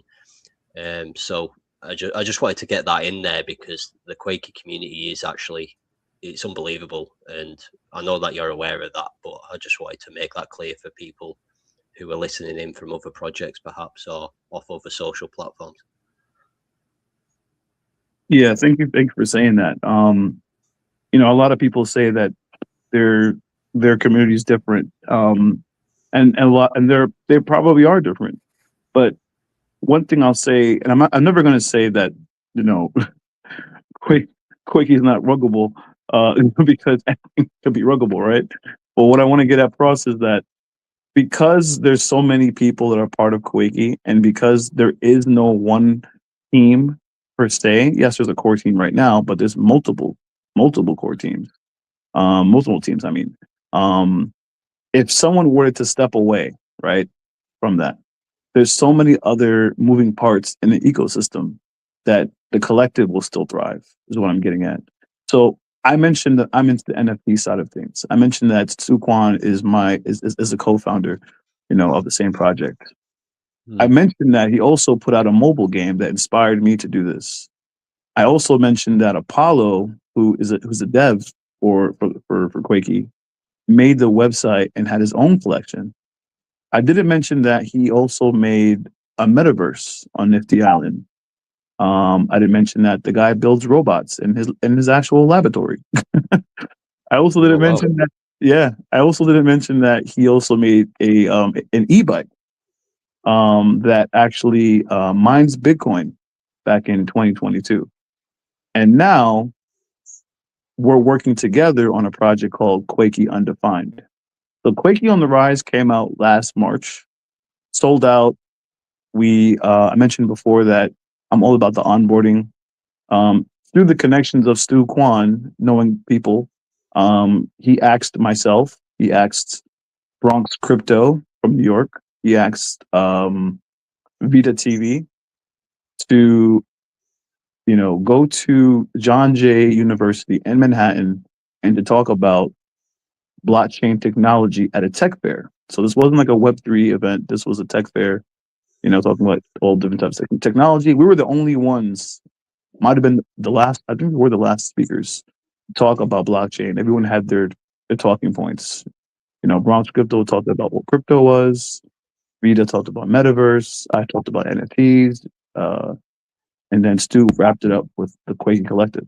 But, that it kind of fueled things for us after we sold out the collection. So I've just got a question for you, Jay. Yeah, sure. So I'm getting the impression that you all kind of work in your own fields, and you take control in different areas. Do you think that's what makes QUAKEY as strong as it does? That you can all have individual focuses that just work side by side, and to progress the project that way. Whereas a lot of projects, they might have like somewhat too many chefs in the kitchen, and that somewhat kind of can delay things. Do you think that's reasonable to say? Yeah, I mean, it's when it comes to QUAKEY, I would say that it's not the easiest. It may look easy from the outside looking in, but we've had people that wanted to be the chief, or thought that maybe thought that their way was the only way, and maybe they just found a different way afterwards. That happens in every group. It happens probably in every community, every team, what have you. But I would say that when it comes to the team that's still here since the beginning, I would say that we all independently can do things without anyone. We all can thrive and are rock stars in our own right. And then also on top of the fact, to be in a community like this where there are no paid brand ambassadors and everyone is volunteering to work together, you have to be a certain type of person to be a part of something like that. When you look at the grand scope of things, people ask to be part of the collective of QUAKEY. People ask to be part of the team, and we just say, listen, we're all volunteering to work together here and to make a change. And people hear that and go, oh, make a change. Yeah, sounds great. I want to be part of that. And then they try to be a part of it, but they don't actually put the effort in. Then they realize, oh, you guys are really trying to make a change. And there is no quote unquote you're hiring people type of situation, unlike everyone else. Now there's nothing wrong with that, right? But we're the collective. I think you've got to be a certain sort of person as well. Like it's easy enough. That's what I'm saying. Exactly. Yeah, you can't. It's all good and well saying that you want to make that difference and you want to make a change, but then to put that into practice and use your initiative and actually deliver on what you're saying, not everyone can do it. Like that's just a matter of fact. you can want to be part of something, but then does the club fit at the end of the day? So no, I love that. And Yeah, go ahead. Sorry. no, that was just going to say I love that. I just love that aspect, and I also love what you're doing as well, in terms of being so supportive and basically supporting and bringing a load of different projects and kind of making them, highlighting them and giving them a safe haven to be in amongst, like, as a collective circle. And I obviously love the way you bring in retail into the space with Web 2 and Web 3 as a blend, and kind of putting everybody on the same kind of putting them all in the same basket instead of kind of separating the two. Yeah, and we don't ask KOLs to be a part of QUAKEY. We actually build our own. Everything is in house with the collective, and I think that's why a lot of people want to be associated or want to collaborate with us. I can give you some examples. I won't name any names, but there are people that have come around since like the beginning of 2025, even 2024, but more so 2025, that never spoke before, never were speakers on a space. They're listeners, and they were like reply guys, reply girls, or engaging on crypto Twitter, and opened up to us because of how we're talking, how we carry ourselves. A lot of us are like family people, godly people for that matter. I don't know what denomination you guys are into, but myself and Apollo and myself and Stu, we have wives, we have kids. So there's certain things that we can tolerate, some things that we don't. There's some things that we can support, there's some things that we don't support. QUAKEY works out for us because it's a duck. It's a blue duck, very marketable, and easygoing on the eyes if you're trying to market anything when it comes to products, to any Web2 businesses. Anything like dynamic or anything, we would. I would imagine that we probably wouldn't push. And no disrespect to anyone that does, but for us, it works out that way. You know what I mean? I think it's attractive for both genders. I think it's relatable for all ages. I don't think there's a limit to what you can actually do, because I believe I've seen merchandise as well highlighted on your X page quite a few times. Like not bracelets, but like necklaces and stuff like that, which you've done giveaways with and for the community and stuff like that. Might have even seen a watch at one point. Well, yeah, actually, that's for the QUAKEY on the Rise V2. The artist, he's from Malaysia. He actually, I don't remember posting that.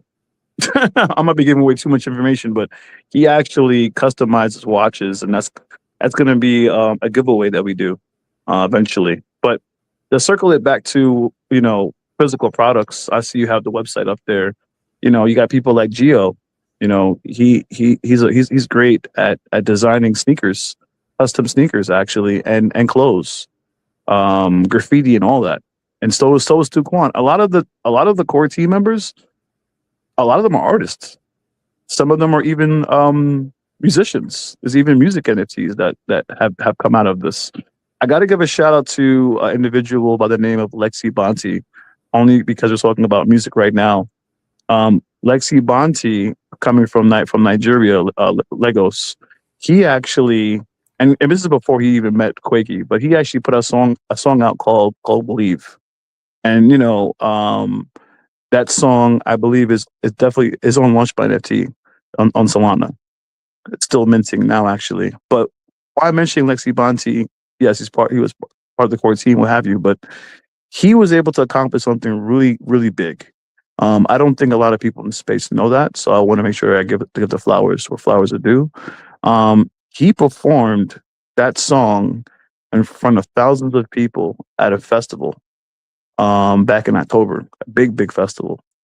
But not only that, he also got interviewed at a radio station after he performed that song. Now, the song This is a Web3 song. This is a music NFT. The song got played on 2 different radio stations in Nigeria 2-3 times a day. So it was a big deal. It was a huge deal. Now the thing about it is the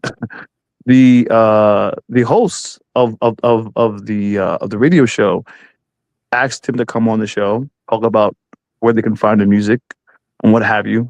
I guess it wasn't disclosed about how he can't talk about crypto on the show. So that same interview was being streamed live on X. So as a community, we all watched it together, and we saw behind the scenes where the host didn't actually want him to talk about crypto and to even mention that it was a music NFT. So we actually got to see firsthand that, you know, people don't want to hear about that kind of stuff. But at the same time, they didn't know that it wasn't streamable on Spotify or even on iTunes. So this is somebody that is getting crazy attention from that I know of, from a music NFT being played, but they didn't know it was a music NFT. So knowing that information, this leads up to another conversation I was saying before, finding subtle ways to introduce what we do here in our ecosystem and in QUAKEY collective, or even I would say on a broader range in Web3 to the masses.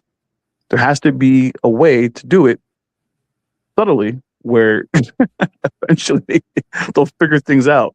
Because if you go too direct with it, they might just go, "Oh, I didn't want to hear it." You know what I mean?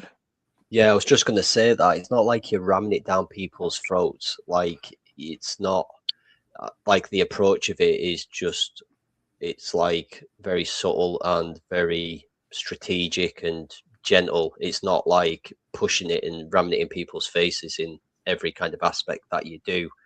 And it's like we were lucky enough on the last show to have, so I've got my head around music NFTs, because on the last show we did, it was around music NFTs, and we had some artists, some quite good, well-known artists actually come on, and they were saying like the difficulties that they had, and the pros and cons, and like what your guys doing here to be able to do that into a huge audience live was an aspect that I didn't hear them say, even though they managed to sell a lot of tracks and records through their all musical NFTs. But he's actually physically gone out and done that, and then had things off the back of it, which is, you know, that what an achievement that is for the project and for him personally. I imagine that kind of, you know, set the standard, you know, and hopefully more to follow from that individual.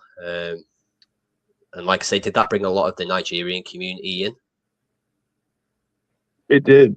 And even before that happened, before the song even came out, QUAKEY Africa was a thing. You know, you had people like God Will Provide and Dizzy J and David and Queen QUAKEY. We had people.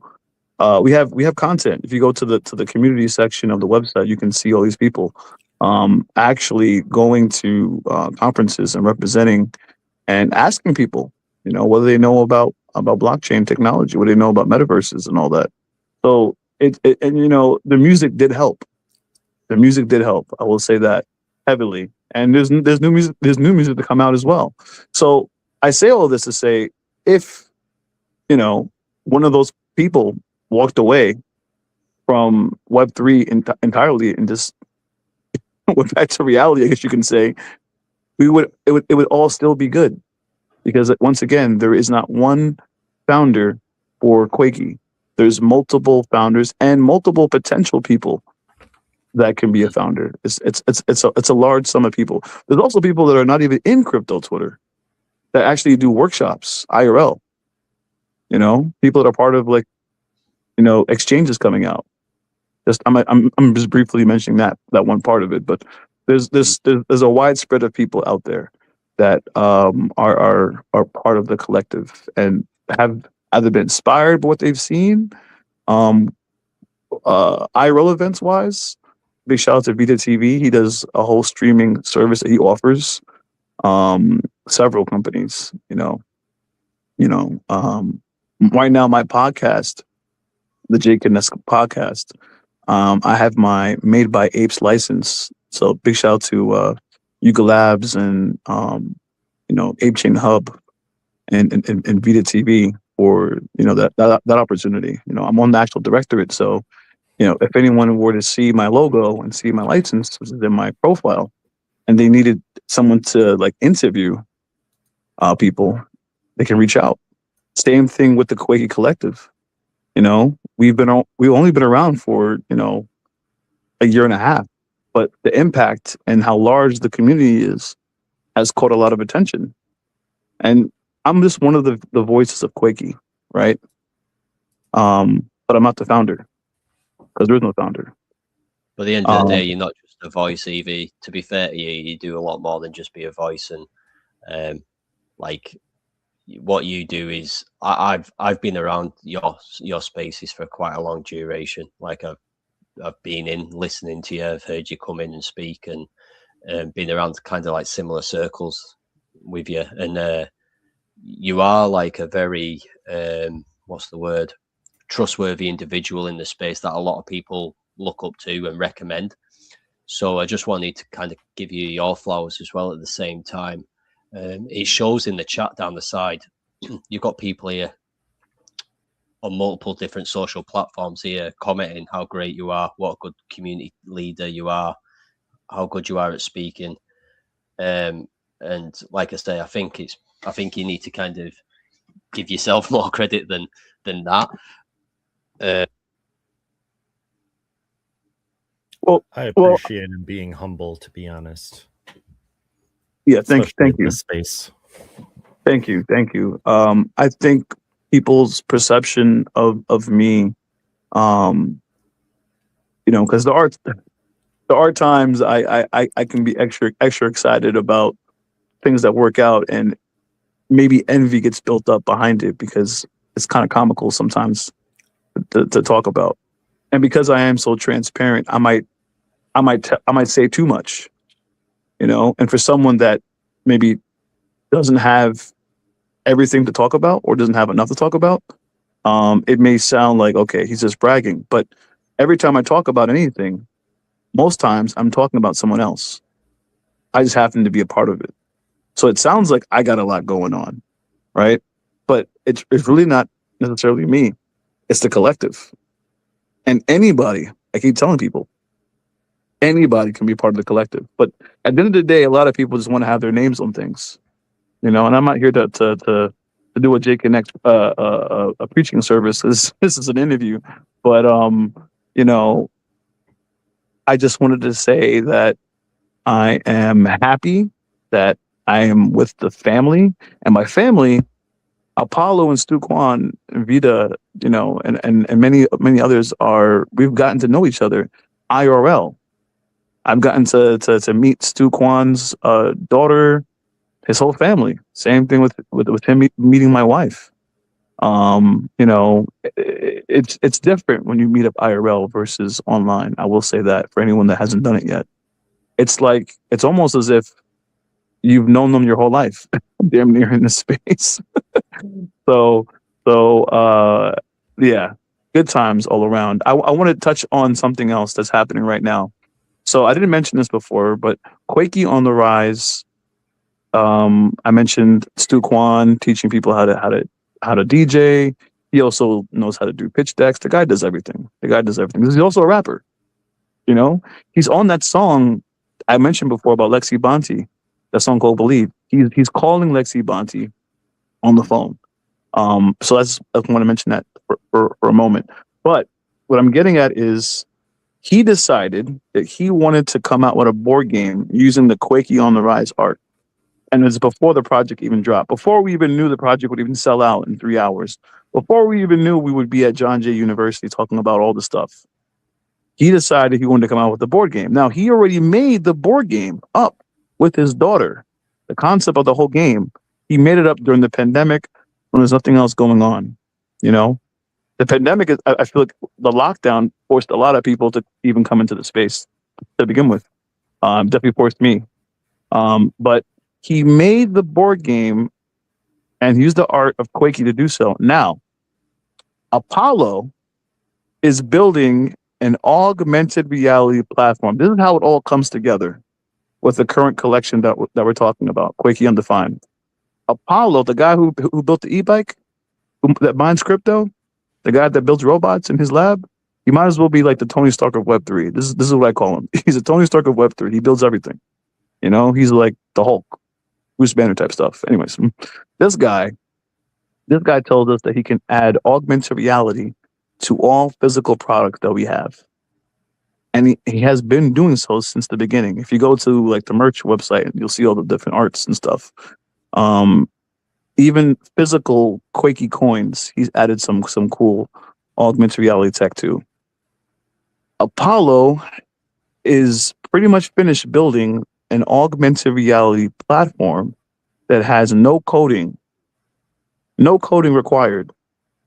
So anybody here can actually create their own experiences. Now, usually to get some type of augmented reality tech involved in products, it can cost you $300 plus or more. It could take several hours.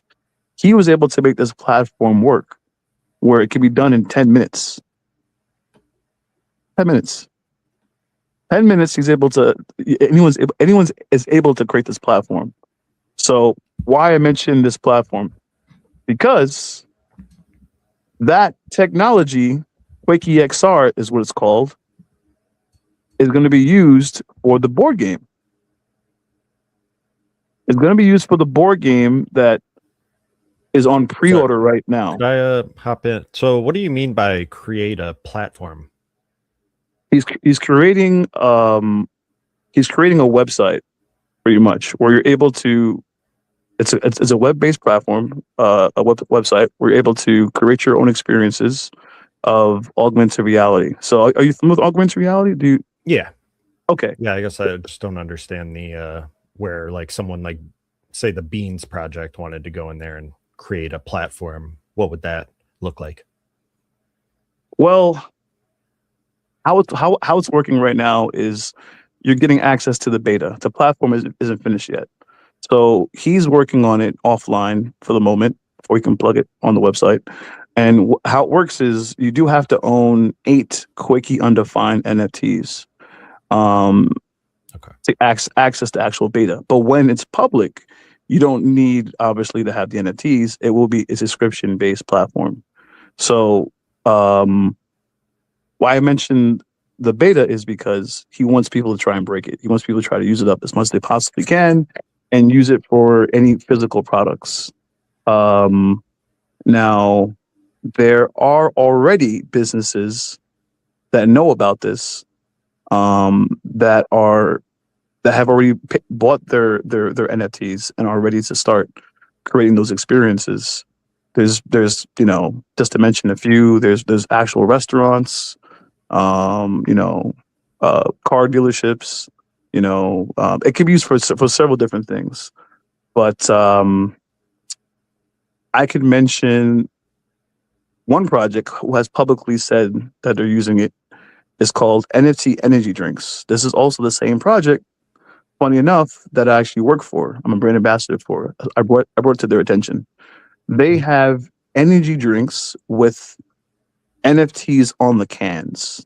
So NFT art is on the cans, like the little pudgy penguins. You got these Supreme Kongs, Prisons of New York. Some really cool NFTs are on those cans. And they sell those cans all across the US.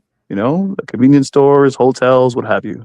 I think they're completely sold out of their 40,000 units, what have you. But this would be the first energy drink that will have AR tech through QUAKEY XR. So people can use their AR glasses, which, is coming up in the world. It's not there yet, but it is coming up. Or they can use their cell phones and they can scan the can and an animation can come up. Or whatever they want to market, maybe their website, maybe the ingredients that's inside the drink, maybe their NFTs, maybe you'll play some music. There's so many different things you can do with that.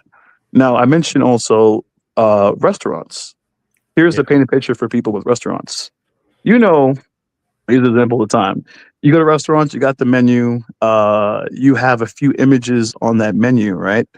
But there also are different entrees that you can't actually visually see because there's no pictures of it. But what if you can scan a QR code with your phone? And a lot of restaurants have you do that now to pull up the menus.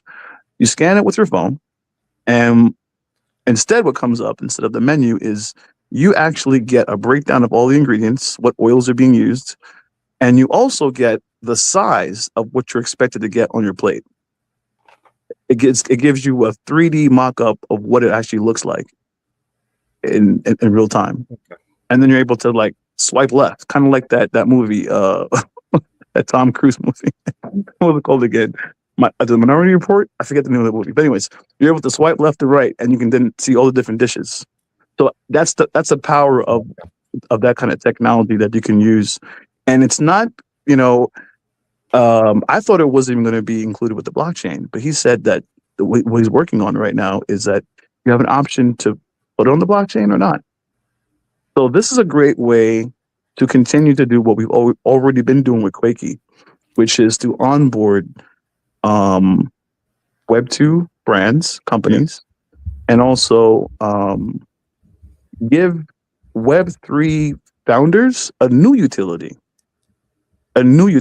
So it's helping everyone on a widespread spectrum. It doesn't matter what type of what blockchain you're on, what your vision is. If you have any real world assets, or you don't have, you might want to start thinking about doing that, because I think that's probably the only way to really save NFTs in this space, is bringing something physical out, or doing something physical in the world that we live in, so we can onboard people back into the digital.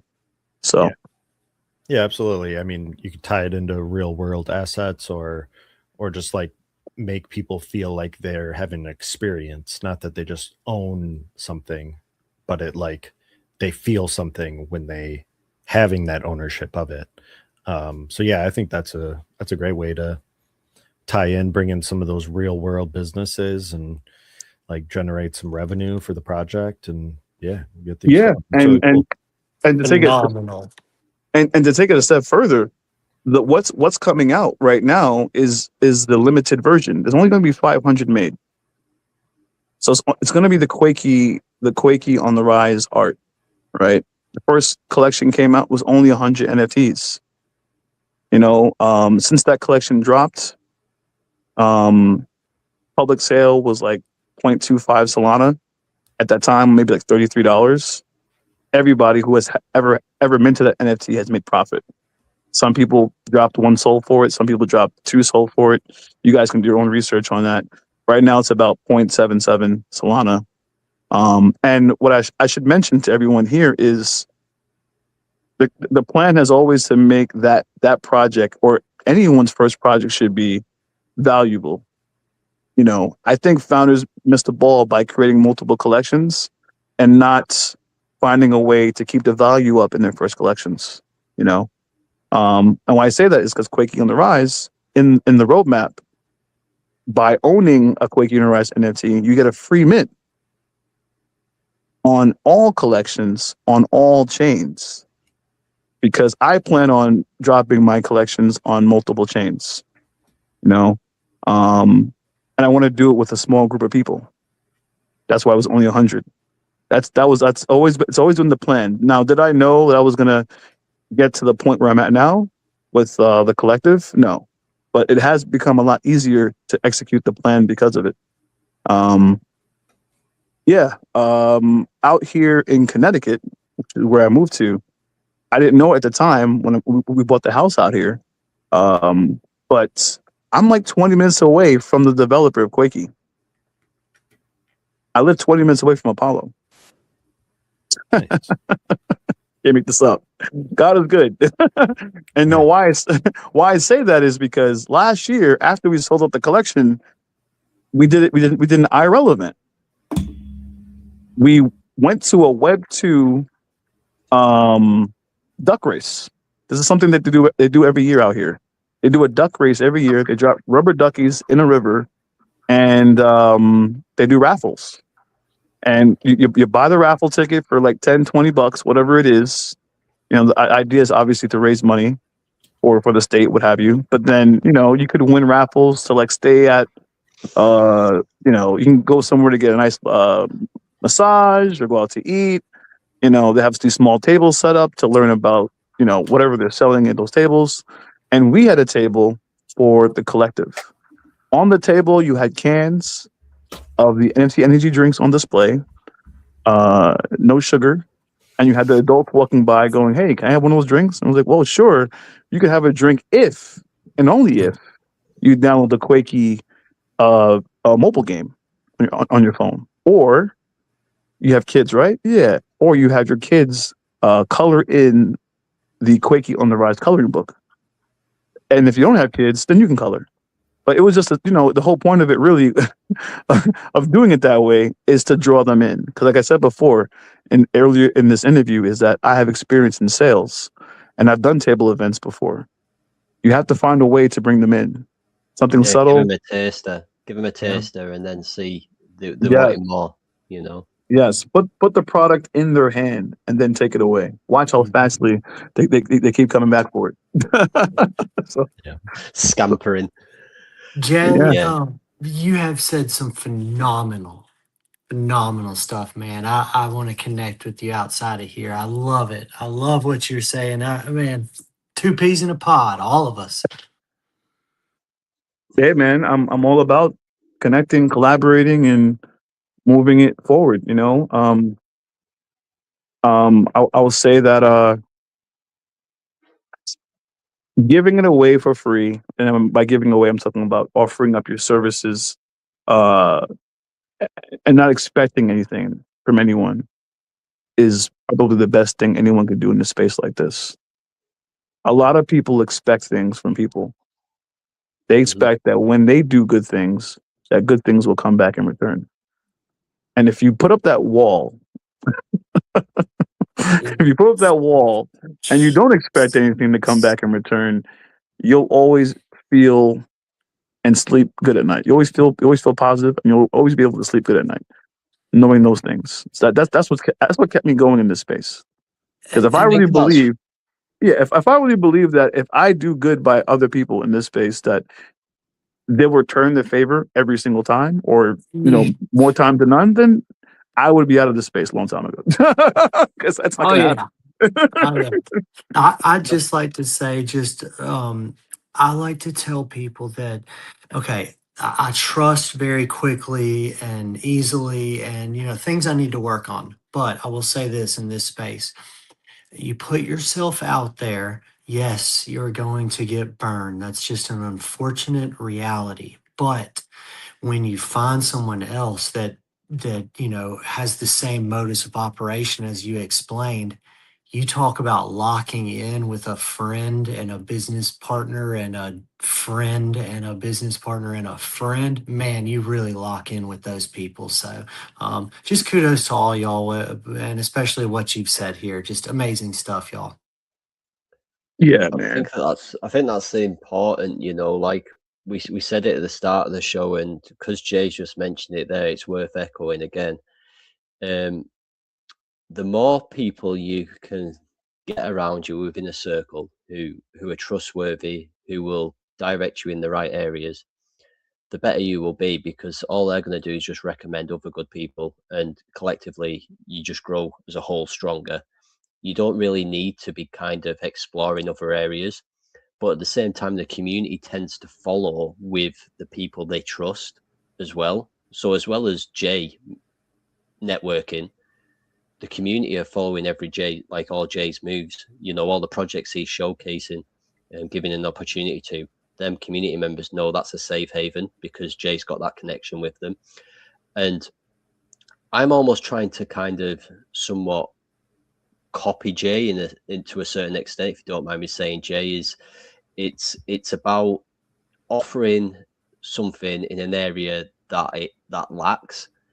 And with Franco coming to the decision of wanting to do like a show like this and being able to get projects on, give them visibility, give them the opportunity to showcase whether they're new projects or whether they're long-lasting projects. as long as we know that them people have the right intentions, they're of the same sort of mindset, and we can give them the opportunity to network with other good people off the back of shows where we bring them all to one place, that's a win-win for us, because we tick every single box, and that's what our intentions are.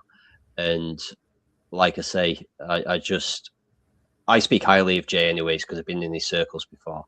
But we're trying to do it a slightly different way, as a visual, giving people a platform like we are.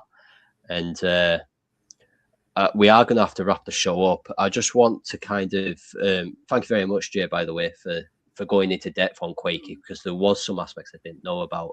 But I just want to give the last 5 minutes basically for Mud. If you got any questions to Jay in regards to QUAKEY at all? No specific questions, but I just have to echo what everyone else has been saying. This mindset of working together to bring global liquidity, the outside money, into the DeFi space and into projects like QUAKEY and like what everyone has been talking about.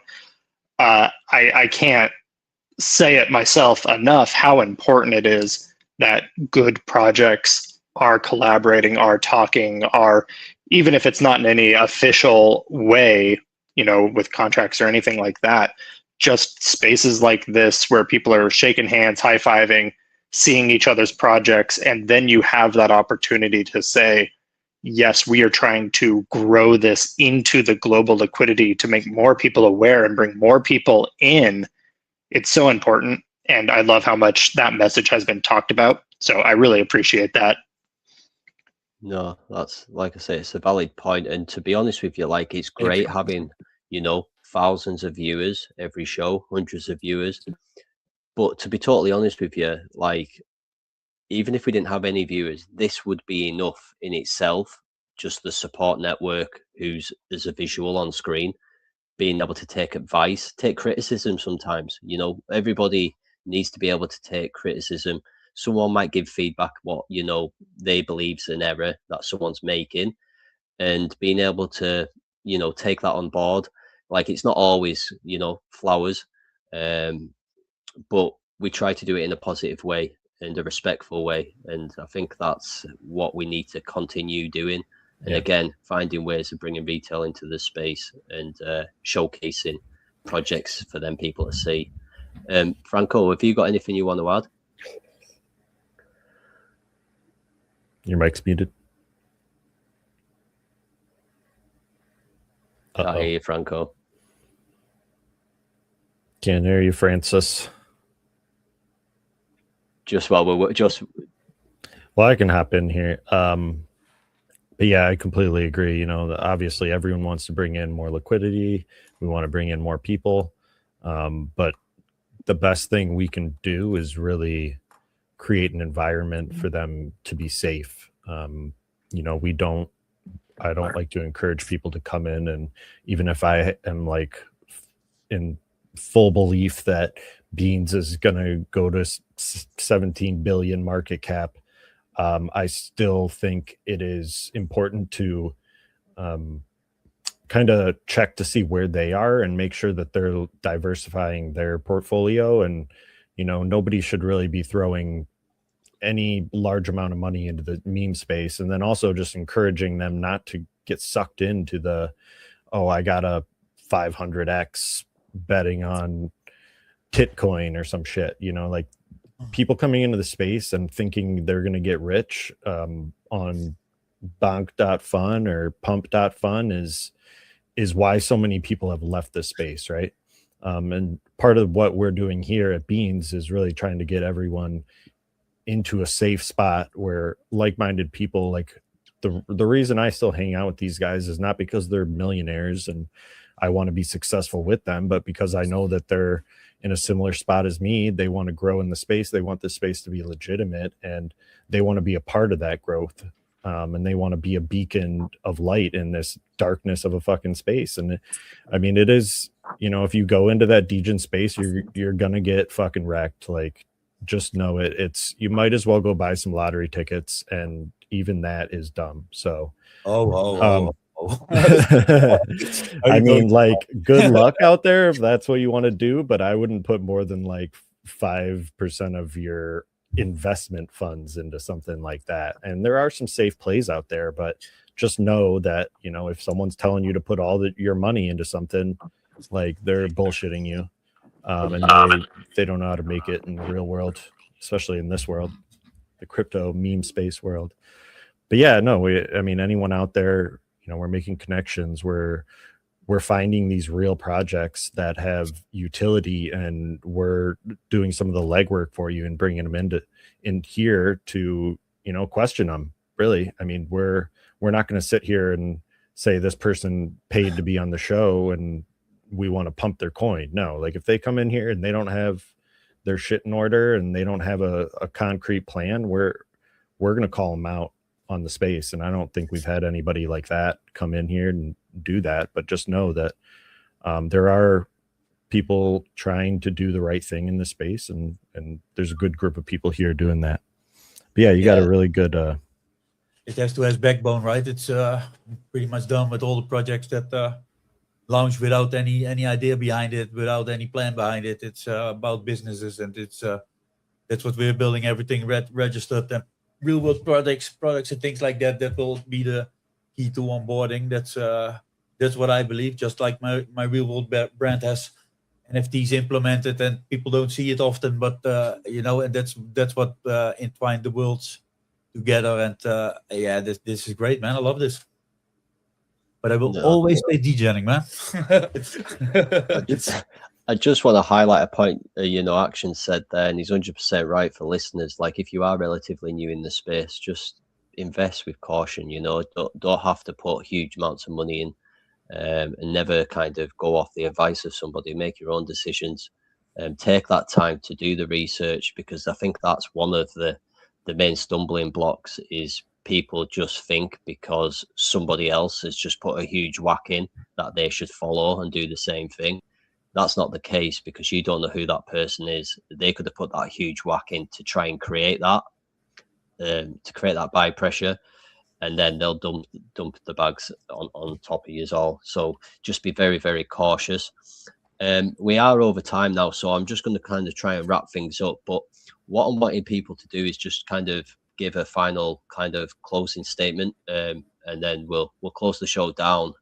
Off the back of the show, I've got a feedback form where we just kind of want some feedback on terms of how you feel the show went, and as individuals. If you could just take the time to do that, literally take a minute, that'd be greatly appreciated. On Friday, we have got a show based on a charity, Crypto for Her, and we've got projects from Base coming in, and they'll be showcasing themselves. But it's going to be a paid show where the actual payments go to the charity, and we're going to be doing that on a monthly basis, because we're growing a consistent number of Base projects who are working together to make a difference, which is, for me personally, brilliant. And then we're going to be doing this also with projects on Solana, with VET being the sponsored project, and that's a big one for me personally, in terms of giving to charity for ex-military, with myself being ex-military. So I'm really, really excited for that space on Friday. So if you want to come and tune in and educate yourself on some Base projects, and feel free. Also, there'll be a chance to donate yourself to a charity. It's basically to give like stationery equipment, sanitary wear to people, kids in Africa as well. It's quite cool actually, because last time I did it, they did like school books, and it had the projects logos on the face of all them books who came in and sponsored, as well as school bags and stuff. So it does really make a massive difference. And as I say, each week we'll have a different narrative, a different theme. We'll have influencers coming on who share a common interest. We'll have NFT projects. We'll have projects from XRP. We'll have ETH projects. Like, there's no limit to what we're going to bring to your eyes on a weekly basis for shows.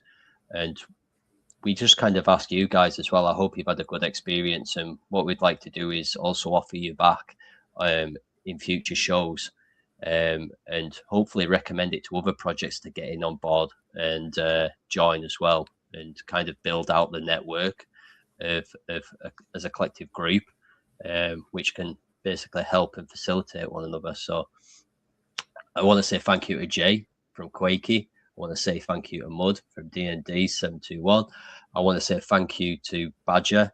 He unfortunately had to leave early, which is completely fine, because like I say, if you've got to be somewhere, we'd rather you be on and showcase yourself for a short duration than not at all.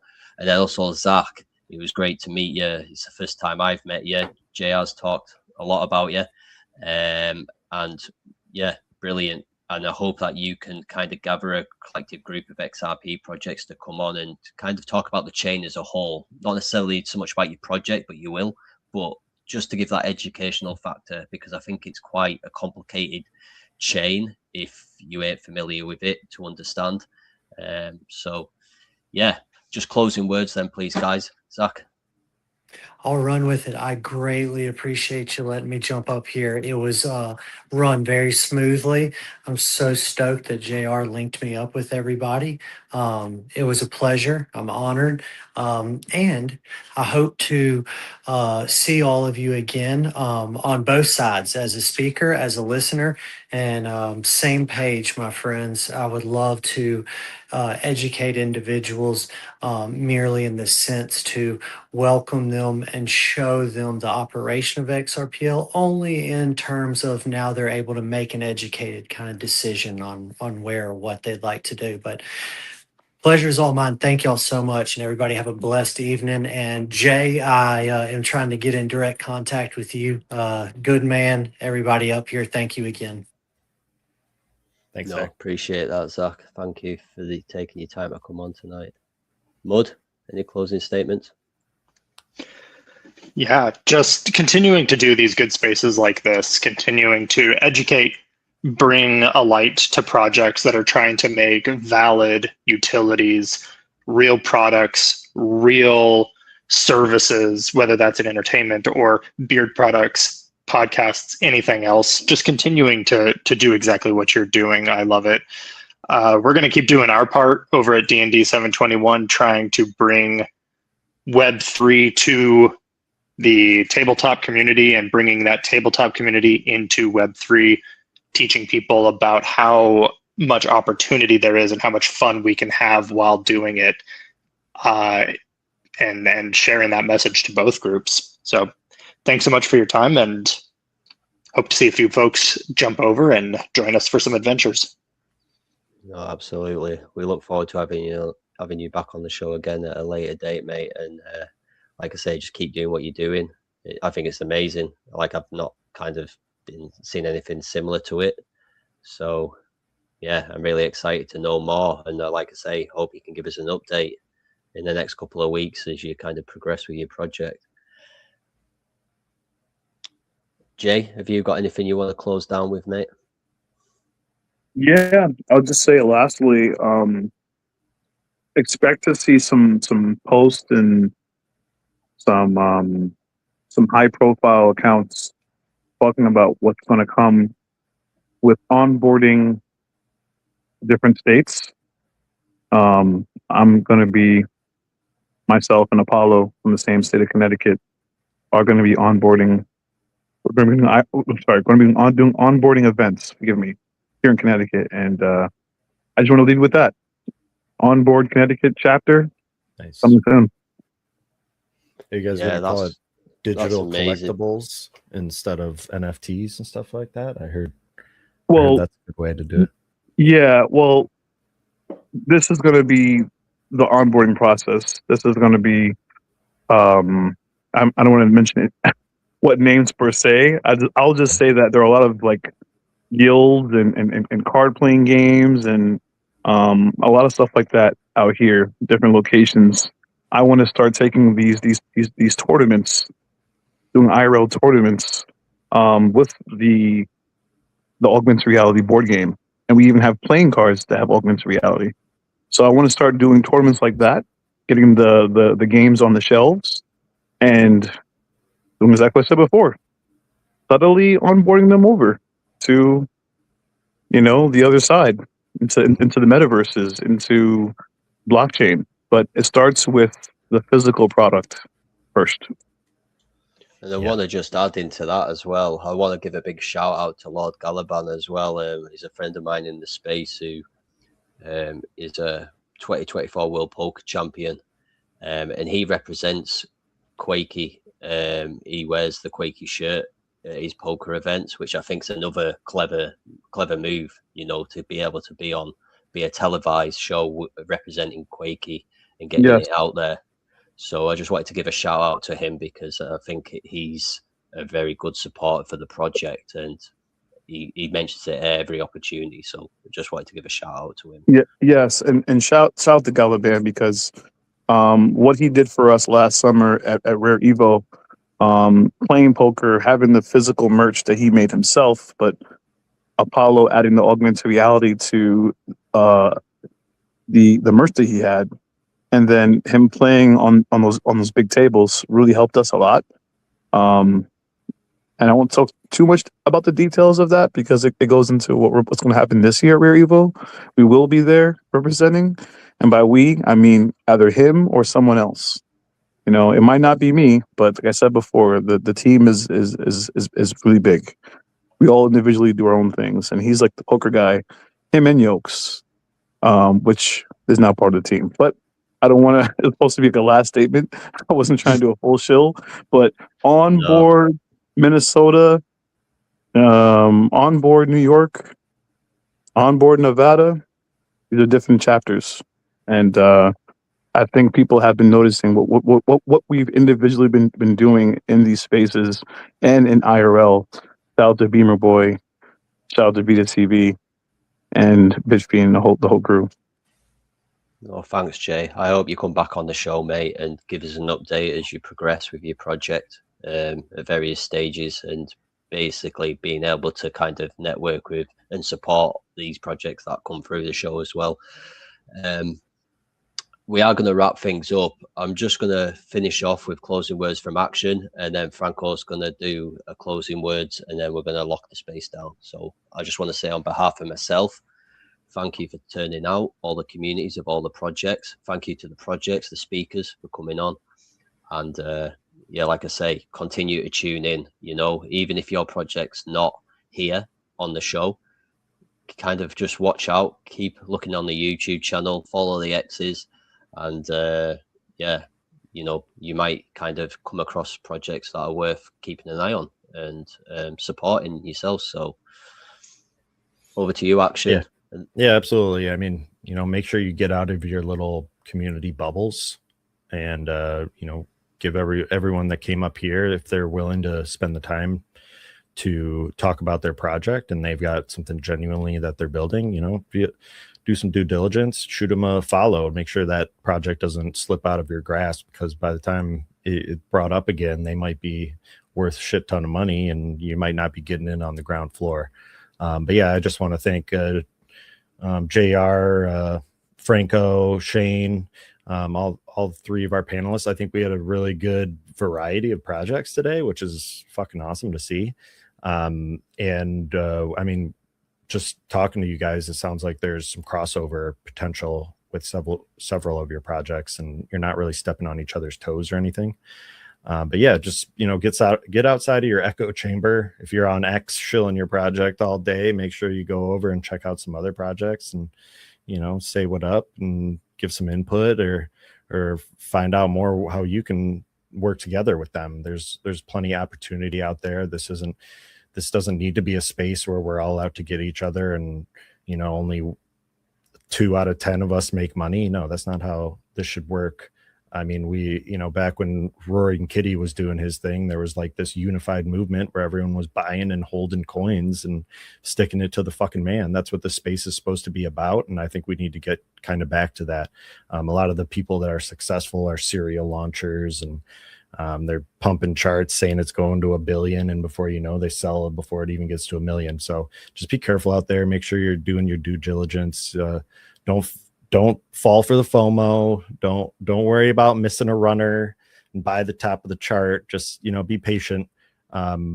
Make some safe bets, and feel free to hit any of us up for some advice. But yeah, thanks. Take it away, Franco. Make sure you unmute your mic though this time. There we go. That